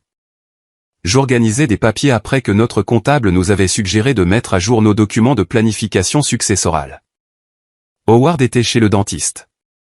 Je parcourais un classeur, ce que j'avais tout à fait le droit de faire puisque nos finances avaient toujours été partagées en théorie, et j'ai trouvé non pas un seul relevé bancaire, mais 11 relevés s'étalant sur les 2 dernières années, glissés dans un dossier intitulé « Assurances diverses ». Les virements mensuels avaient augmenté, ils étaient désormais de 900 $ par mois, toujours vers le même compte, toujours marqué « LM ». J'ai fait le calcul lentement, assise au bureau du studio, la lumière de l'après-midi filtrant à travers les stores. Si les virements avaient été en moyenne de 500 $ par mois sur 20 ans, une estimation prudente, cela représentait 120 000 $ envoyés vers un compte portant 2 initiales que je ne reconnaissais pas. J'ai remis les relevés exactement là où je les avais trouvés. Je suis allé dans la cuisine et j'ai préparé une tasse de thé que je n'ai pas bu. Et puis, j'ai pris mon téléphone et j'ai fait quelque chose que j'avais parfois pensé faire sans jamais passer à l'acte au fil des ans, j'ai recherché le numéro de téléphone de Patricia, la première femme de Howard. Il m'a l'autre fallu 2 jours pour la trouver. Elle était toujours dans l'Oregon, remariée sous un autre nom, mais la ville était la bonne et une connaissance commune, un de ces minces fils sociaux qui survivent aux décennies sans qu'on tire dessus, m'a donné un numéro. Je l'ai appelé un mardi après-midi. Je me suis présenté. Patricia a été polie, un peu surprise, et au bout d'un moment, curieuse. Nous avons parlé pendant environ 15 minutes, tournant autour de la raison de mon appel. Puis j'ai demandé, aussi prudemment que possible, si elle savait si Howard avait une fille, un enfant né avant leur mariage, peut-être, ou d'une liaison. Patricia est restée silencieuse un moment. Howard et moi n'avons pas eu d'enfant, a-t-elle dit. Nous avons essayé et ça n'a pas marché. C'est d'ailleurs en partie pour cela que les choses se sont effondrées. Pourquoi me demandez-vous cela? Il envoie de l'argent, ai-je dit, chaque mois depuis aussi longtemps que je m'en souvienne. À quelqu'un portant les initiales LM. Un autre silence. Dorothy, a dit Patricia, et sa voix était devenue attentive et douce. De la façon dont change une voix sur le point de vous annoncer une nouvelle qu'elle préférerait ne pas avoir à donner. Howard n'avait pas d'enfant quand je l'ai connu. Aucun dont j'ai entendu parler. Mais elle aime. Je ne sais pas qui c'est. Je suis désolé. Je l'ai remercié. J'ai raccroché. Je suis restée assise, le téléphone sur les genoux, pendant un très long moment. Qui était LM? Et où étaient passés 120 000 $ de notre argent? Il y a un silence particulier qui suit un choc. Pas le genre de silence paisible, mais celui où l'esprit s'emballe derrière un visage devenu très calme. C'est ainsi que j'ai passé les 4 jours suivants. Je n'ai pas affronté Howard. Pas encore. J'avais appris au cours de mes 72 années de vie la différence entre avoir une question et avoir une réponse, et je n'étais pas prête à poser la question avant d'être préparée à toutes les réponses possibles. Howard était un homme prudent. Si je venais à lui avec des soupçons sans preuve, il trouverait un moyen d'expliquer les choses et je me retrouverais avec pour seul résultat le préjudice de l'avoir accusé. Alors, je suis retourné dans les dossiers. Je l'ai fait méthodiquement sur 3 jours, pendant que Howard était à son club de golf, faisait des courses ou regardait les informations du soir dans le salon, à 3 mètres de l'endroit où je me tenais au bureau dans le studio. La porte ouverte pour qu'il n'entende rien d'inhabituel dans le silence. J'ai examiné tous les relevés bancaires que j'ai pu trouver, en remontant aussi loin que nos comptes joints le permettaient, 12 ans dans le classeur, et 3 autres années sur l'ordinateur sous forme de fichiers PDF numérisés que Howard avait organisés, mais apparemment pas cachés. Les virements étaient là, chaque mois, sans exception. Seul le montant variait. Dans les premières années de notre mariage, en 2000, 2001, 2002, les virements étaient modestes, 200 $, parfois 250 $. En 2006, ils étaient passés à 400 $. En 2012, à 600 $. Les plus récents, les virements mensuels de 900 $ que j'avais trouvés dans le dossier des assurances diverses, avaient commencé en 2019. Le numéro de compte vers lequel ils étaient envoyés restait identique pour l'ensemble. Le libellé changeait parfois, tantôt LM, tantôt simplement vide, une fois ou deux, le mot « prêt » de l'écriture soignée de Howard. J'ai fait le calcul sur un bloc de papier, année par année. Cela m'a pris 1 heure. Le total sur 22 ans de mariage s'élevait à 147 000 $, à peu de choses près. Le chiffre figurait sur le papier et je l'ai fixé pendant un long moment. 147 000 $ envoyés secrètement par petits montants pour qu'aucun virement ne tire la sonnette d'alarme, vers un compte dont on ne m'avait jamais parlé. Pas une seule fois en 22 ans de mariage Howard n'avait mentionné cela. Pas une fois il n'avait dit, il y a quelqu'un que j'aide financièrement. Voici qui c'est. Voici pourquoi. Pas une fois. J'avais peur. Oui, j'avais peur de ce que pouvait être la réponse, car à ce stade, j'avais dépassé la possibilité d'un filleul, d'une œuvre de charité ou d'un vieux prêt. Les montants étaient trop élevés, trop réguliers, trop de façon délibérée dissimulée. Ce n'était pas de la générosité. C'était autre chose, quelque chose que Howard avait décidé il y a 20 ans que je ne devais jamais savoir. J'ai pensé à ce que cela pouvait être, un enfant, après tout. Mais Patricia avait dit qu'il n'y en avait pas. Une liaison, passée ou présente, avec quelqu'un qui avait un moyen de pression sur lui, un associé d'il y a des années, une vieille dette qui n'avait jamais été résolue. Les initiales LM ne me disaient presque rien, un nom de femme, d'homme, une entreprise. Je l'ignorais. Ce que je savais, c'était ceci, j'avais 72 ans. J'avais contribué à ce foyer pendant 22 ans. Et 147 000 $ de nos ressources communes avaient été envoyés quelque part sans que je sois autorisé à le savoir. Et si je ne faisais rien, cela continuerait. Les virements avaient toujours lieu, 900 $ chaque mois pour LM. J'ai appelé ma fille Suzanne qui vit à Phoenix et travaille comme assistante juridique. Je ne lui ai pas tout dit. Pas encore. Mais je lui ai dit que j'avais besoin de l'interroger sur la confidentialité financière dans un mariage et de savoir si un conjoint avait le droit de faire des recherches sur un conjoint. Maman, a-t-elle dit après un silence, qu'est-ce qui se passe? Je ne suis pas encore sûr, ai-je dit. C'est ce que j'essaie de découvrir. Suzanne m'a dit d'appeler un avocat spécialisé en droit de la famille avant de faire quoi que ce soit d'autre. Elle m'a donné le nom de quelqu'un avec qui son cabinet travaillait occasionnellement, une femme nommée Hélène Marsh, qui avait une réputation de sérieux et de rigueur, et un bureau dans le centre-ville de Tucson. Suzanne m'a dit, documente tout d'abord, puis passe l'appel. J'ai donc documenté. J'ai photographié chaque relevé avec mon téléphone. J'ai rédigé la chronologie sur le bloc de papier d'une écriture assez fine pour tenir sur 4 pages. J'ai refait les calculs 2 fois pour être sûr, puis je suis allé dans la cuisine et j'ai préparé une autre tasse de thé, et cette fois-ci, je l'ai bu. J'avais un plan. C'était un petit plan, et j'avais peur de ce qu'il pourrait révéler. Mais j'avais encore plus peur de ne rien faire, de rester assise dans cette maison pour le reste de mes jours avec une question qu'il ne m'était jamais permis de poser. J'avais donné 22 ans à ce mariage. Je les avais donnés honnêtement. Quoi que Howard ait fait avec cet argent, je méritais de le savoir. Le lendemain matin, j'ai appelé le cabinet d'Hélène Marsh et j'ai pris rendez-vous. Le bureau d'Hélène Marsh se trouvait au 4e étage d'un immeuble de verre et de calcaire sur Congress Street, à 3 pâtés de maison du tribunal. J'étais passé devant des dizaines de fois au fil des ans sans m'attendre à y entrer un jour. La salle d'attente était calme et sobre, quelques chaises, une table d'appoint avec une carafe d'eau, une plante en pot qui semblait en parfaite santé. Je me suis assise, j'ai croisé les mains sur mes genoux et je me suis rappelé que je ne faisais rien de mal.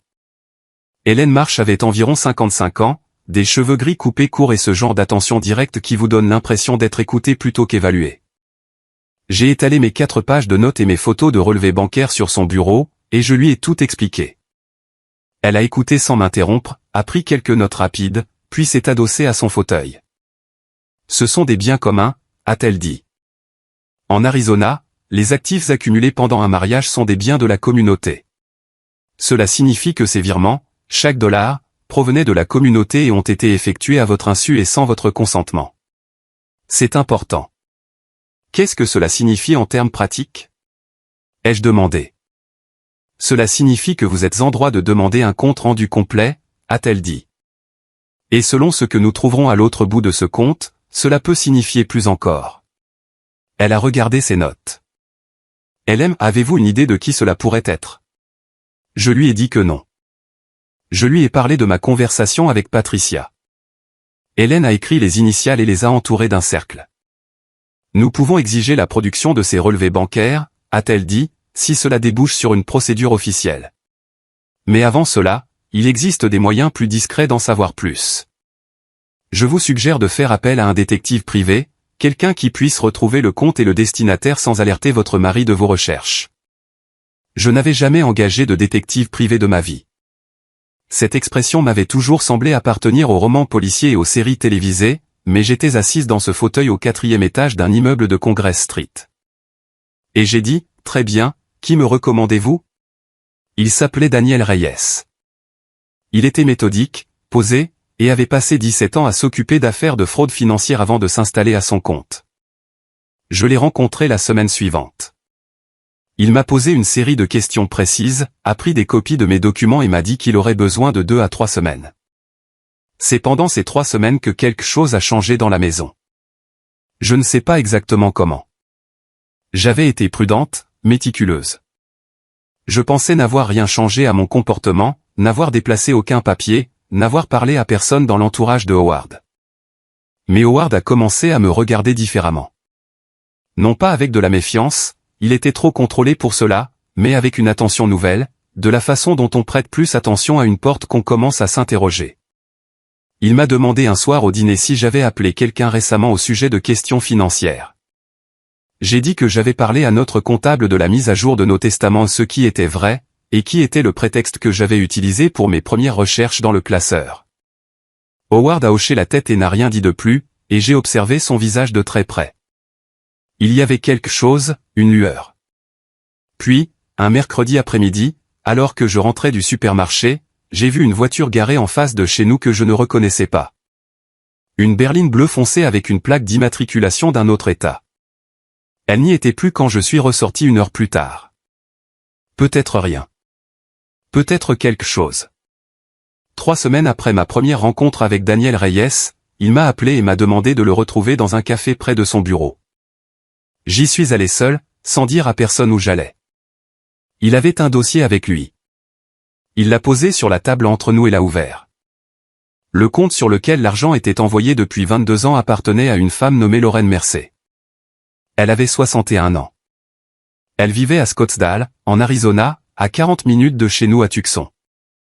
Elle n'avait aucun emploi officiel enregistré depuis 15 ans, aucune entreprise enregistrée à son nom, aucune source de revenus apparente au-delà de ce qui semblait être des virements privés de plusieurs sources. Elle avait également, m'a dit Daniel, une relation passée documentée avec Howard, antérieure à notre mariage. Elle avait été sa secrétaire au début des années 1990, lorsqu'Howard dirigeait son agence immobilière commerciale. Il y avait des photos dans le dossier, imprimées à partir d'anciens fichiers numériques que Daniel avait tirés de registres publics et de réseaux sociaux, montrant Howard et Lorraine lors de ce qui semblait être un événement d'entreprise, debout l'un près de l'autre, sa main posée au bas de son dos. « Ce n'est pas une fille, ai-je dit. »« Non, » a dit Daniel. « Ça ne l'est pas, j'ai regardé les photos pendant un long moment. Puis j'ai refermé le dossier et je l'ai mis dans mon sac à main. Je suis rentré chez moi. » Howard était dans le salon en train de lire le journal. J'ai dit « Bonsoir ». J'ai préparé le dîner. Je me suis assise en face de lui à la table que nous partagions depuis 22 ans, et je n'ai rien laissé paraître sur mon visage de ce que je ressentais, car désormais, je savais. Le lundi suivant, je suis retourné au cabinet d'Hélène Marsh avec le dossier de Daniel. Nous avons passé 2 heures à examiner chaque document. À la fin de cette réunion, Hélène en avait assez pour déposer une plainte officielle en vertu de la loi sur les biens communs de l'Arizona et demander une expertise comptable complète de nos finances communes. Elle s'est montrée claire avec moi sur ce qui allait se passer ensuite. Howard recevrait la notification. Il saurait. « Êtes-vous prête pour cela ?» a demandé Hélène. « Non, ai-je dit, mais je vais le faire quand même. » Les documents ont été signifiés un jeudi après-midi. Je n'étais pas à la maison quand cela s'est produit. Sur les conseils d'Hélène, j'd'ai accord préparé un petit sac la veille et j'avais conduit jusqu'à l'appartement de Suzanne à Phoenix.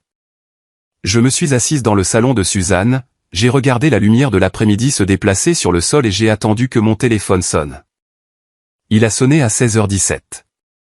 La voix de Howard était contrôlée et il l'était toujours. Mars sous ce contrôle, il y avait quelque chose que je ne lui avais jamais entendu dire auparavant. Une sorte de fureur froide, très condensée.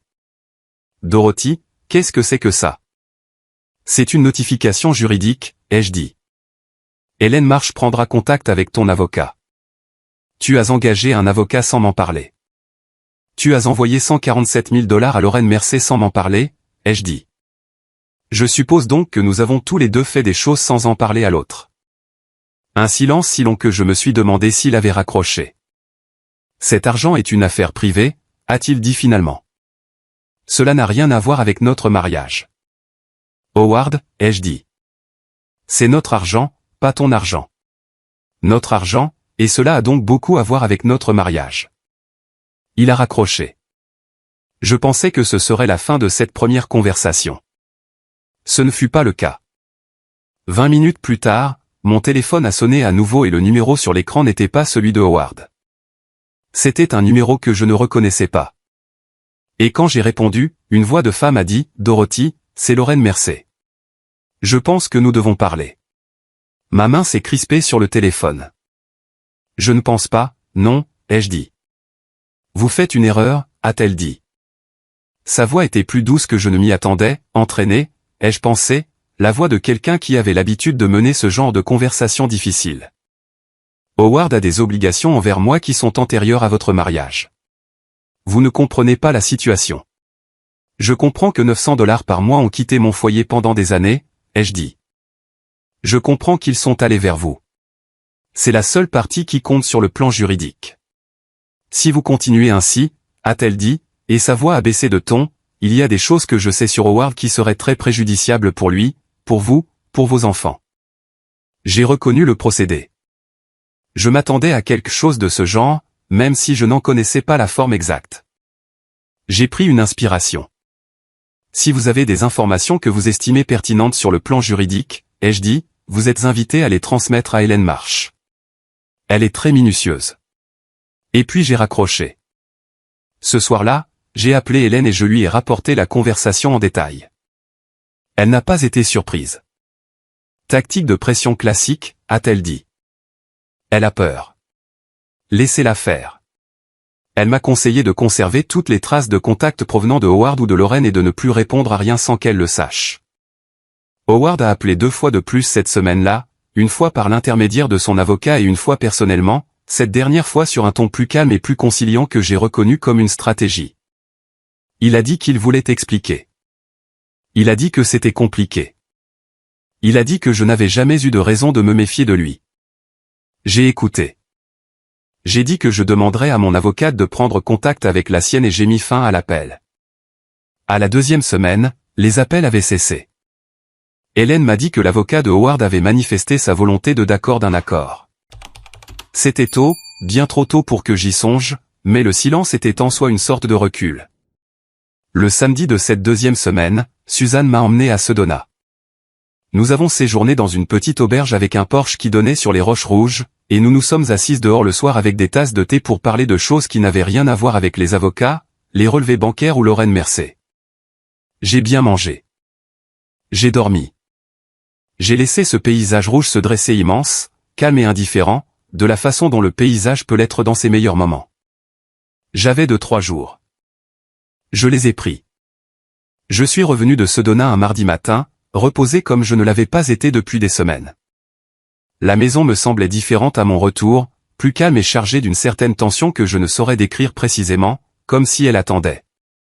Howard avait, conformément à nos dispositions prises par l'intermédiaire des avocats, déménagé temporairement dans un hôtel près de l'université. Son fauteuil de lecture était vide. Le journal qu'il laissait habituellement plié sur la table d'appoint n'y était pas. La maison était mienne seule pour la première fois en 22 ans, et j'ai constaté que je n'y étais pas malheureuse. 2 jours après mon retour, une lettre est arrivée, non pas de l'avocat de Lorraine, mais de Lorraine elle-même, écrite à la main sur du papier à lettres coûteux de couleur crème. Je l'ai posée sur le comptoir de la cuisine et je l'ai lue 2 fois avant de me permettre de réagir. La lettre était habilement rédigée. Je dois lui accorder cela, elle ne menaçait pas, elle faisait appel au sentiment. Elle décrivait dans un langage soigné et mesuré une relation avec Howard qui avait commencé avant que je n'apparaisse dans sa vie. Une relation qu'elle qualifiait de fait central de son existence, interrompue mais jamais véritablement terminée. Elle écrivait sur ce qu'elle appelait le sens du devoir de Howard envers elle. Elle suggérait que moi, en tant que femme d'un certain âge, je pouvais sûrement comprendre la complexité des attachements de longue date, les façons dont l'amour ne suit pas les lignes juridiques bien tracées. Vers la fin, elle me proposait un marché, si je retirais l'action en justice, écrivait-elle, elle serait prête à formaliser l'accord pour accepter une somme finale fixe de la part de Howard et mettre fin définitivement au virement mensuel. Elle présentait cela comme une solution qui épargnerait à tout le monde l'embarras. Elle a utilisé le mot « généreuse » pour décrire son offre. Elle a utilisé le mot « dignité » pour décrire ce qu'elle préservait. Je l'ai lu une seconde fois. Je l'ai posé. J'ai fait le tour du pâté de maison à pied. Y avait-il une partie de moi qui en ressentait l'attrait? Je serais malhonnête de dire non. Ce que Lorraine proposait, c'était la fin du conflit, la résolution rapide qui me permettrait de refermer le dossier et de revenir à la vie plus calme que je menais avant de trouver ces relevés bancaires. J'ai l'âge de savoir à quel point l'absence de conflit peut être séduisante, surtout quand on est fatigué, effrayé et qu'on ne sait pas trop combien de bouleversements son cœur peut encore supporter. Mais je savais aussi une chose que la lettre soigneusement formulée de Lorraine ne prenait pas en compte, je n'étais plus fatigué. J'avais dormi à Sedona. J'étais rentré à la maison.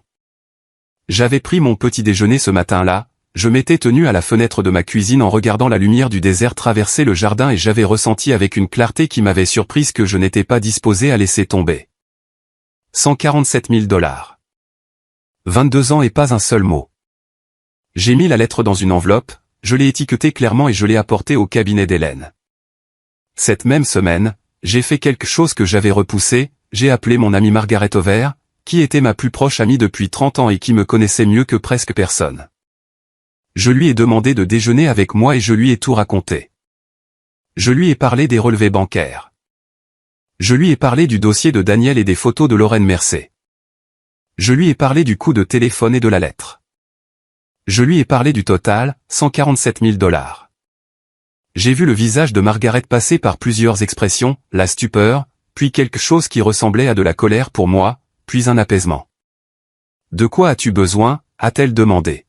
« J'ai besoin que quelqu'un sache, ai-je dit, et j'ai besoin que quelqu'un me de dire que je ne suis pas déraisonnable. » Dorothy Ann Callahan, a dit Margaret, tu es la femme la plus raisonnable que je connaisse et tu fais exactement ce qu'il faut. Je ne suis pas quelqu'un qui pleure facilement. J'ai pleuré à ce moment-là, brièvement, dans un box d'un restaurant sur Speedway Boulevard, et Margaret est restée assise en face de moi sans dire de paroles inutiles. J'ai également appelé mon fils Robert qui vit à Denver. Robert est plus mesuré que Suzanne, plus enclin à peser le pour et le contre.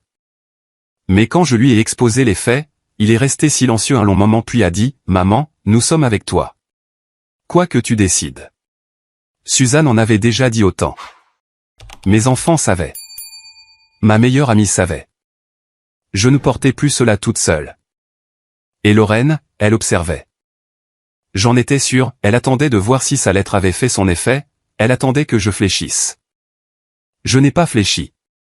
C'est un jeudi soir, fin octobre, que Howard a appelé pour demander s'il pouvait passer à la maison.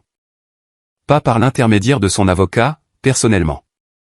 Il a dit qu'il voulait parler, non pas en adversaire, mais en tant que deux personnes qui avaient partagé 22 ans de vie. Il a dit que la maison lui manquait. Sa voix au téléphone semblait affaiblie d'une manière que je n'avais pas entendue auparavant, plus petite que lors de ce premier appel en colère, plus mince, plus âgée. J'ai consulté Hélène. Elle m'a conseillé la prudence, a souligné que tout ce qui était dit en dehors du cadre juridique pouvait être utilisé de manière compliquée, et m'a rappelé que je n'avais aucune obligation. Mais elle m'a laissé la décision. J'y ai réfléchi pendant 24 heures. Puis j'ai dit à Howard qu'il pouvait venir un samedi après-midi pour 1 heure. Il est arrivé à 14 heures. Il était habillé avec soin, un blazer bleu marine, le pantalon gris que j'avais toujours aimé sur lui, et il me parut vieux comme jamais auparavant, ce qui était peut-être son intention ou simplement la vérité. Il s'est assis dans le salon dans son fauteuil habituel et a croisé les mains de sa manière familière, et pendant un instant, j'ai ressenti tout le poids de 22 ans, et c'était presque insoutenable. La maison était très silencieuse autour de nous. L'horloge sur la cheminée faisait entendre son tic-tac. Dehors, le chien d'un voisin a aboyé une fois puis s'est tu. Il a commencé par des excuses, pas complètes. Howard n'avait jamais rien fait de complet dans sa vie, mais l'ébauche d'une excuse, la forme d'un regret. Il a dit qu'il aurait dû me parler de Lorraine il y a des années.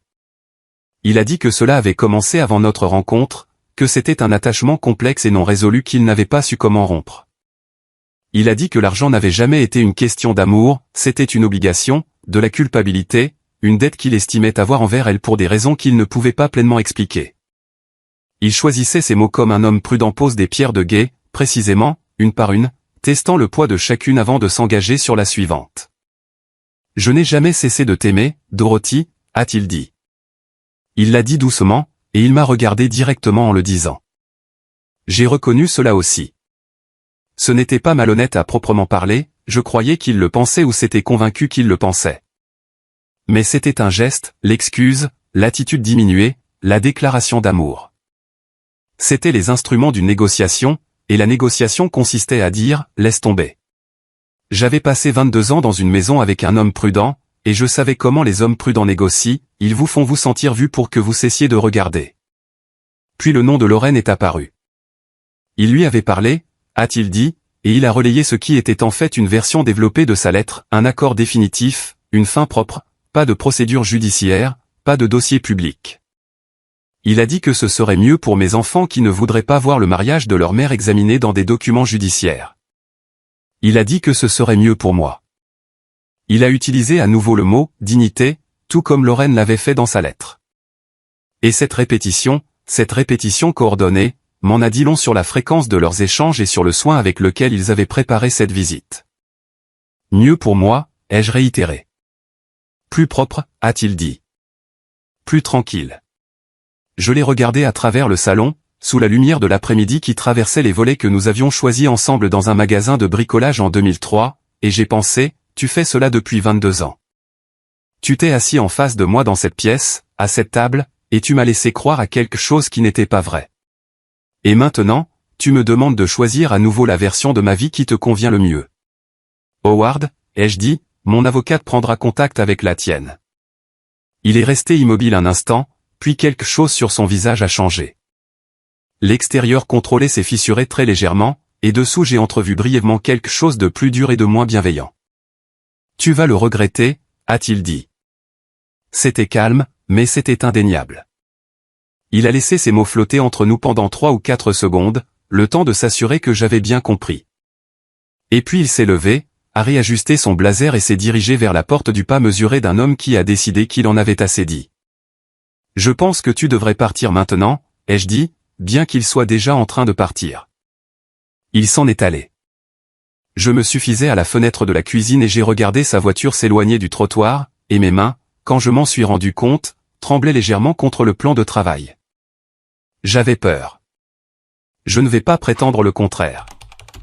Les mots d'adieu de Howard constituaient, sous leur tournure mesurée, une menace, et les menaces ont du poids, quelle que soit la douceur avec laquelle elles sont formulées. Que entendait-il par « regretter » ? Une manœuvre juridique ?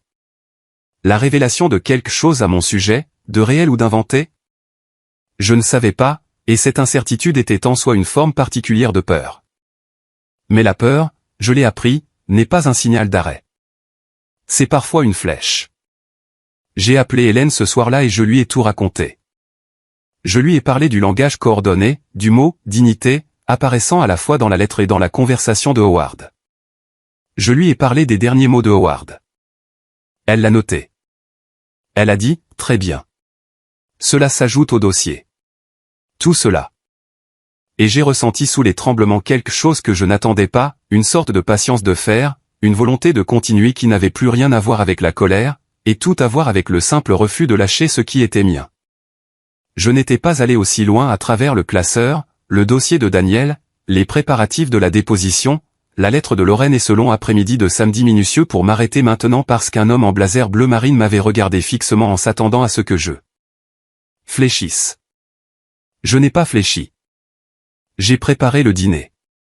J'ai lu pendant 1 heure dans le studio bleu-gris qui n'était pas encore bleu-gris, mais le deviendrait, et je suis allé me coucher à 21h et j'ai dormi sans difficulté, ce qui m'a surprise et que j'ai pris comme un signe. La déposition était prévue pour un lundi matin de novembre. Hélène m'avait préparé minutieusement à ce à quoi je devais m'attendre, à la manière de répondre, à ce qu'il ne fallait pas dire à moins qu'on ne me le demande directement. Nous avions répété les moments clés à 2 reprises dans son bureau, elle jouant l'avocat adverse avec un tranchant que j'avais trouvé déstabilisant au début, puis profondément rassurant. Le vendredi précédant la déposition, je me sentais aussi prête que je pouvais l'être. Ce ne fut pas la déposition elle-même qui constitua le moment décisif. Ce fut ce qui s'est passé ce vendredi matin-là. Hélène m'a appelé à 9h et m'a demandé de venir immédiatement à son bureau. Sa voix était prudente d'une manière qui me disait que quelque chose s'était débloqué, pas de façon négative, mais de façon significative, de la manière dont sonne une serrure lorsque la bonne clé finit par tourner. J'ai conduit jusqu'à Congress Street et j'ai pris l'ascenseur jusqu'au 4e étage. Daniel Reyes était déjà là, assis en face du bureau d'Hélène, avec un second dossier ouvert devant lui, légèrement plus épais que le premier. Il avait, à la demande d'Hélène, mené une enquête financière plus approfondie sur les comptes de Lorraine Mercé au cours des 3 dernières semaines, retraçant non seulement ses recettes mais aussi ses habitudes de dépenses, recoupant l'activité de ses comptes avec des registres publics. Ce qu'il avait trouvé allait considérablement plus loin que ce que l'une ou l'autre d'entre nous avait anticipé, Lorraine Mercé n'avait pas reçu de l'argent uniquement de Howard. Le compte même qui avait reçu les virements de Howard avait également reçu des fonds de 2 autres hommes, tous deux d'un âge et d'un profil professionnel similaires à ceux de Howard, résidant tous deux dans les régions de Tucson et de Scottsdale. Daniel les avait retracés grâce à des dossiers concordants, des institutions financières communes et un schéma de calendrier et de montants qui devenait indéniable une fois le tableau complet assemblé. Les montants variaient légèrement d'un homme à l'autre. La régularité mensuelle, constante, soutenue sur des années était identique. Lorraine n'était pas, au sens juridique, une maîtresse chanteuse. Il n'y avait aucune preuve directe de menace écrite explicite, rien qui pût facilement étayer une accusation pénale en ces termes. Ce qu'il y avait à la place, c'était un schéma de tromperie intime prolongée, une femme qui avait maintenu des relations financières de long terme et simultanées avec plusieurs hommes. Dans chaque cas, elle tirait parti d'une histoire affective ancienne et d'une vulnérabilité personnelle pour maintenir des paiements continus. Dans chaque cas, elle s'assurait du silence des hommes en les persuadant que leur arrangement particulier était unique, personnel et irremplaçable. Elle avait, en d'autres termes, dirigé une sorte d'entreprise invisible construite entièrement sur la solitude et la honte d'hommes prudents qui croyaient détenir un secret que personne d'autre ne partageait. Les 2 autres hommes étaient nommés dans le dossier de Daniel. L'un d'eux, approché avec précaution et discrétion par Daniel, avait confirmé l'arrangement avec une brièveté qui laissait deviner du soulagement autant qu'autre chose. Il envoyait de l'argent depuis 14 ans. Il pensait être le seul. Il était désormais clair que Howard n'avait pas soutenu secrètement une femme qu'il aimait, au sens propre du terme. Il payait depuis 22 ans pour préserver un secret. Un secret que Lorraine avait initialement cultivé puis tranquillement maintenu en place avec la patience et la constance de quelqu'un qui comprenait exactement combien les hommes sont prêts à payer pour garder leur passé privé. S'il l'avait un jour vraiment aimée ou s'il avait simplement eu peur d'elle depuis le début, je ne pouvais le dire avec certitude. Peut-être les deux choses étaient-elles vraies à la fois. La déposition de ce lundi-là n'était plus une simple procédure de partage de biens communs. Hélène s'étant coordonnée au cours du week-end avec l'avocat d'une des autres parties concernées, l'homme âgé dont le fils avait pris la situation très au sérieux et avait agi rapidement. Howard est arrivé avec son avocat à 10 heures, vêtu d'un costume sombre, paraissant plus contrôlé que je ne l'avais jamais vu, le visage figé dans l'expression d'un homme qui croit encore maîtriser la situation. Lorraine est arrivée séparément, avec 20 minutes de retard, vêtue d'un blazer anthracite et de perles, accompagnée d'un avocat que je ne connaissais pas, plus jeune que je ne l'aurais cru, affichant la posture légèrement tendue de quelqu'un à qui l'on a confié un dossier difficile à court préavis. Hélène a exposé l'ensemble des documents sur la table de conférence sans préambule ni théâtralité, les 22 années de virement, les relevés de l'expertise comptable, le rapport complet de Daniel sur les arrangements parallèles avec les deux autres hommes. La confirmation écrite de la deuxième partie, et une chronologie financière qui montrait mois par mois l'architecture de ce que Lorraine avait construit. Elle a présenté le tout de cette voix plate et posée propre à ceux qui ont appris par une longue pratique que les faits n'ont pas besoin d'être embellis. Il suffit de les exposer clairement à la lumière. J'ai observé le visage de Lorraine au moment où le second dossier a été ouvert et où Hélène a commencé à lire les numéros de compte à haute voix. Pendant 22 ans, Lorraine avait été en totale sécurité, gérant ses hommes dans un silence séparé, s'appuyant sur leur honte et leur type particulier d'attachement à celui qui pousse à payer indéfiniment plutôt qu'à avouer pour les garder sous contrôle. La seule variable qu'elle n'avait pas prévue était qu'une des épouses décide que son propre nom et sa propre part de l'argent valaient plus que le coût du combat. L'assurance de Lorraine s'est fissurée par étapes, et c'était presque structurel à observer. D'abord, l'immobilité figée de son visage s'est relâchée légèrement au niveau de la mâchoire. Puis une tension est apparue autour de ses yeux. S'en est suivi un échange de murmures avec son avocat qui a duré 4 minutes et s'est conclu par un geste de son avocat lui touchant le bras, de la manière dont les avocats touchent leurs clients quand les nouvelles ne sont pas bonnes et qu'il n'y a pas de façon plus douce de les annoncer. Son avocat a demandé une suspension de séance. Hélène a refusé, invoquant le calendrier prévu et la présence du représentant de l'autre partie. Lorraine a regardé la table. Howard, pour sa part, avait pris la couleur d'un vieux béton, non pas malade, non pas s'effondrant, mais simplement vidé de sa structure, comme si quelque chose à l'intérieur s'était discrètement affaissé. Il regardait les documents devant lui avec l'expression d'un homme qui, pour la première fois depuis très longtemps, se retrouve totalement à court de marge de manœuvre. Son avocat s'est penché vers lui et lui a dit quelque chose à voix basse. Howard a secoué la tête une fois, légèrement, et n'a pas levé les yeux. À la fin de la séance officielle, l'avocat de Lorraine a demandé un entretien privé. Nous leur avons accordé 1 heure dans une pièce plus petite au bout du couloir. Hélène et moi sommes restés assises dans la salle de conférence à boire de l'eau de la carafe posée sur la table, sans dire grand-chose. Il n'y avait pas grand-chose à dire. Le dossier était sur la table. Les chiffres étaient au dossier. Tout ce qui avait été caché pendant 22 ans était désormais, dans le langage précis de la documentation juridique, pleinement visible. À l'issue de l'heure, ils sont revenus avec une proposition d'accord. Ce n'était pas, m'a dit doucement Hélène, la proposition de personnes qui pensent avoir encore un moyen de pression. C'était la proposition de gens qui voulaient qu'on cesse de les regarder.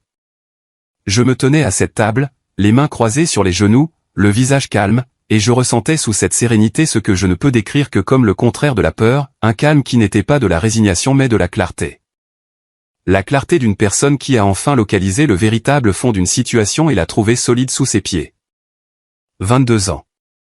147 000 $. Et maintenant, enfin, le tableau complet sur la table devant tout le monde.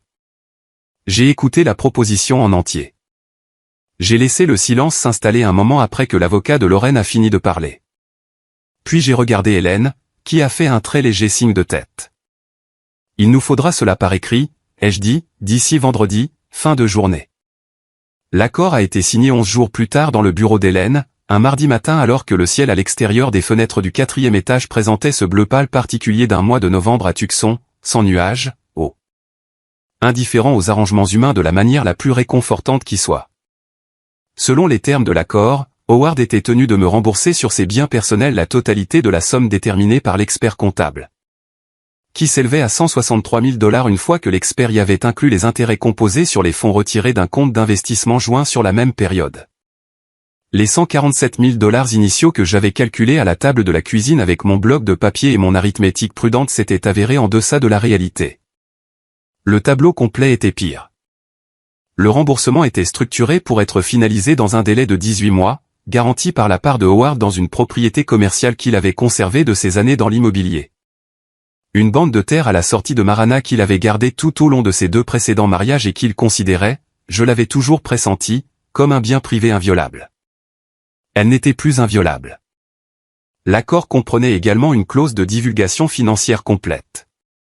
Howard était tenu de déclarer tous les comptes bancaires détenus en son nom propre ou conjointement pendant toute la durée de notre mariage.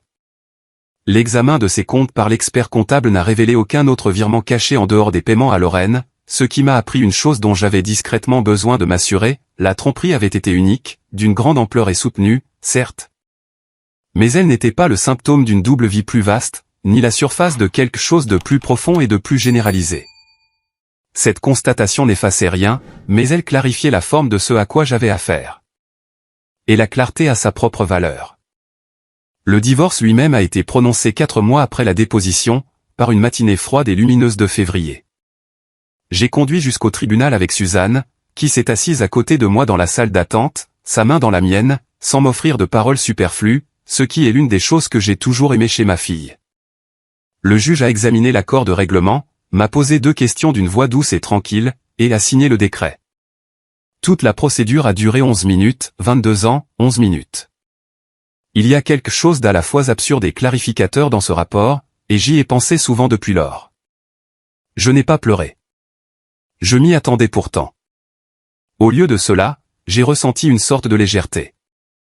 Pas du bonheur, pas tout à fait du soulagement, mais la sensation particulière d'une porte qui se ferme après être restée trop longtemps ouverte au courant d'air. L'absence de froid et sa propre forme de chaleur. Dehors, devant le tribunal, sous le soleil de février qui frappait le calcaire pâle du bâtiment à un angle hivernal bas et dorait brièvement tout le paysage, Suzanne m'a serré la main. « Est-ce que ça va ?» a-t-elle demandé. « Je pense que oui », ai-je dit, et je le pensais avec une plénitude que je n'avais pas ressentie depuis longtemps.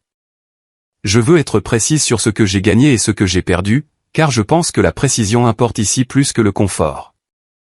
J'ai gagné l'expertise comptable complète. J'ai gagné le remboursement. J'ai gagné la vérité, qui m'avait coûté 22 ans passés au sein d'une fiction partielle, une fiction qui avait été, dans ses meilleurs moments, sincèrement agréable, mais que j'avais désormais enfin, complètement et irrévocablement en ma possession. J'ai perdu un mariage qui avait été réel à sa façon, pas entièrement mensonger. Les voyages étaient réels, tout comme les soirées complices et la texture accumulée d'une vie partagée qui ne se dissout pas simplement parce que ses fondations ont été compromises. Cette perte était réelle et je ne la minimisais pas, ni pour moi-même, ni pour quiconque me posait la question. Mais je n'avais pas perdu ma maison. Je n'avais pas perdu mes enfants.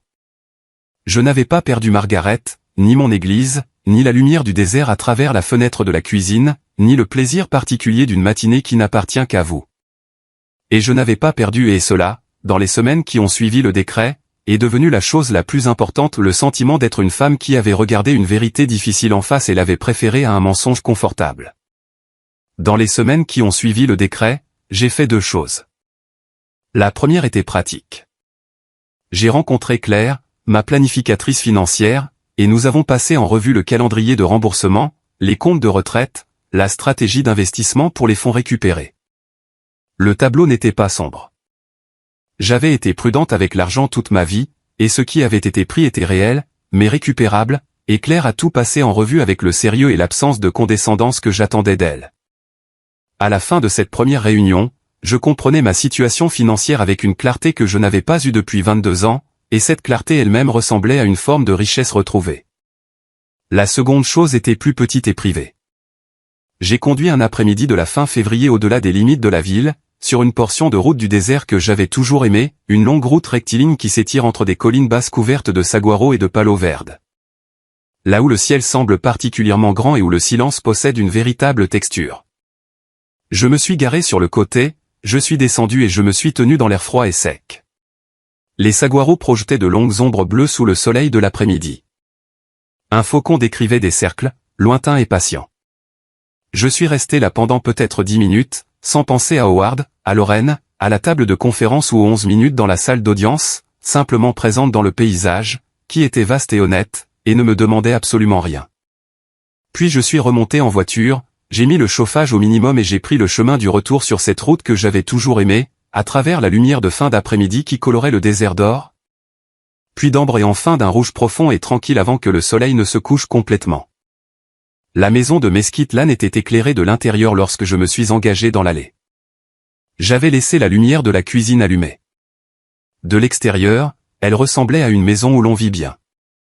Je suis resté assise dans la voiture un moment pour la regarder. Puis je suis entré.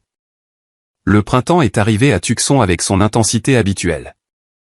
Les jacarandas de mon pâté de maison ont fleuri violet 2 semaines plus tôt que d'habitude, et dès le mois de mars, les matinées étaient assez douces pour prendre le café sur le porche arrière. J'ai remarqué la saison comme je ne l'avais pas fait depuis des années, de la façon dont on remarque les choses lorsque le sourd bourdonnement continu de l'effroi s'est enfin tu. J'ai repeint le bureau. J'avais toujours trouvé la couleur un beige foncé que Howard avait choisi en 2005 étouffante d'une manière que je n'avais jamais pu nommer. J'ai choisi un bleu gris pâle, la couleur du ciel à 7 heures du matin quand la lumière hisse encore douce, et je l'ai peint moi-même au cours d'un long week-end avec l'aide de Suzanne et de sa fille. Cela nous a pris 12 heures, et nous avons ri plus que je ne l'aurais cru. La pièce par la suite m'appartenait entièrement. J'ai repris des activités que j'avais laissées s'éteindre au fil des années de mariage. J'avais été une lectrice assidue avant Howard, me plongeant dans ce genre de long roman qui exige des semaines d'attention soutenue, et j'avais, dans notre vie de couple, progressivement cédé les soirées à ses préférences télévisées. Maintenant, je lisais chaque soir dans le bureau bleu-gris, installé dans un fauteuil que je m'étais offert lors d'une vente de succession en avril. J'ai rejoint un groupe de marche matinale par l'intermédiaire de mon église, 6 femmes de 68 à 81 ans qui se réunissaient à 6h30 dans un parc à 3 pâtés de maison de chez moi et marchaient pendant 45 minutes tout en parlant de tout et de rien. J'attendais ces matinées avec une impatience non dissimulée. Margaret et moi déjeunions chaque jeudi. Robert est venu me rendre visite pendant une semaine en mai, et nous avons conduit jusqu'aux White Mountains pour faire une randonnée sur un sentier que j'avais parcouru pour la dernière fois dans ma quarantaine. J'étais plus lente qu'autrefois, et cela ne me dérangeait pas. Suzanne et moi nous parlions au téléphone 3 fois par semaine, et les conversations n'avaient plus ce ton particulier d'inquiétude maternelle qui les avait teintées durant les pires mois de la procédure.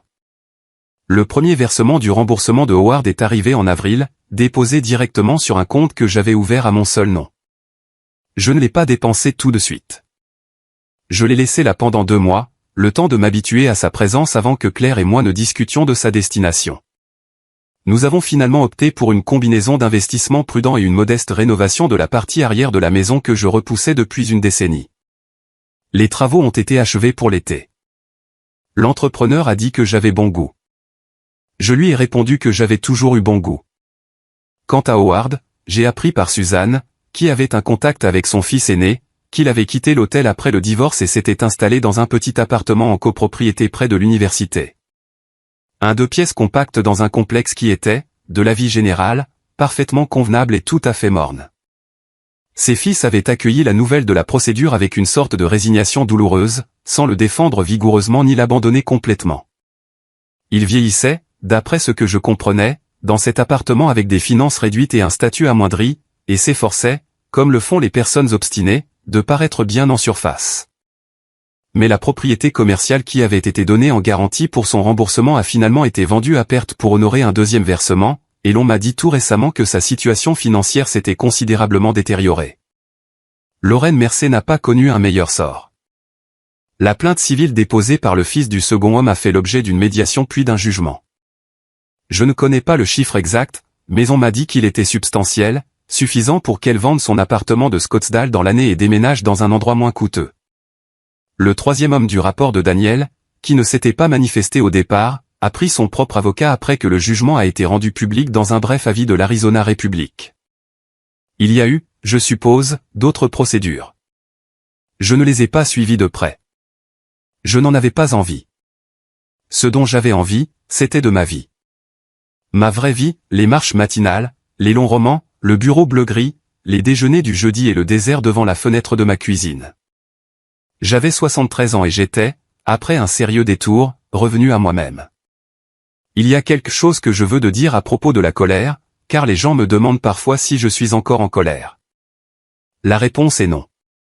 Non pas parce que j'ai tout pardonné ou parce que je pense que ce qui a été fait était acceptable, mais parce que la colère entretenue au-delà de son moment utile est une forme de demeure, cela signifie que vous vivez encore dans la maison du tort qui vous a été fait. J'ai choisi à un moment donné, au printemps, de déménager. J'ai choisi ma propre maison à la place. Qu'auriez-vous fait? Si cette histoire vous a touché ou est restée en vous, j'espère que vous la partagerez. Laissez un commentaire. Parlez-en à un ami. Ces choses se produisent dans des maisons ordinaires, dans des rues ordinaires. Et parfois, savoir qu'elles se produisent et savoir ce qu'une personne a fait pour y faire face est exactement ce que quelqu'un d'autre a besoin d'entendre. Merci de m'avoir écouté.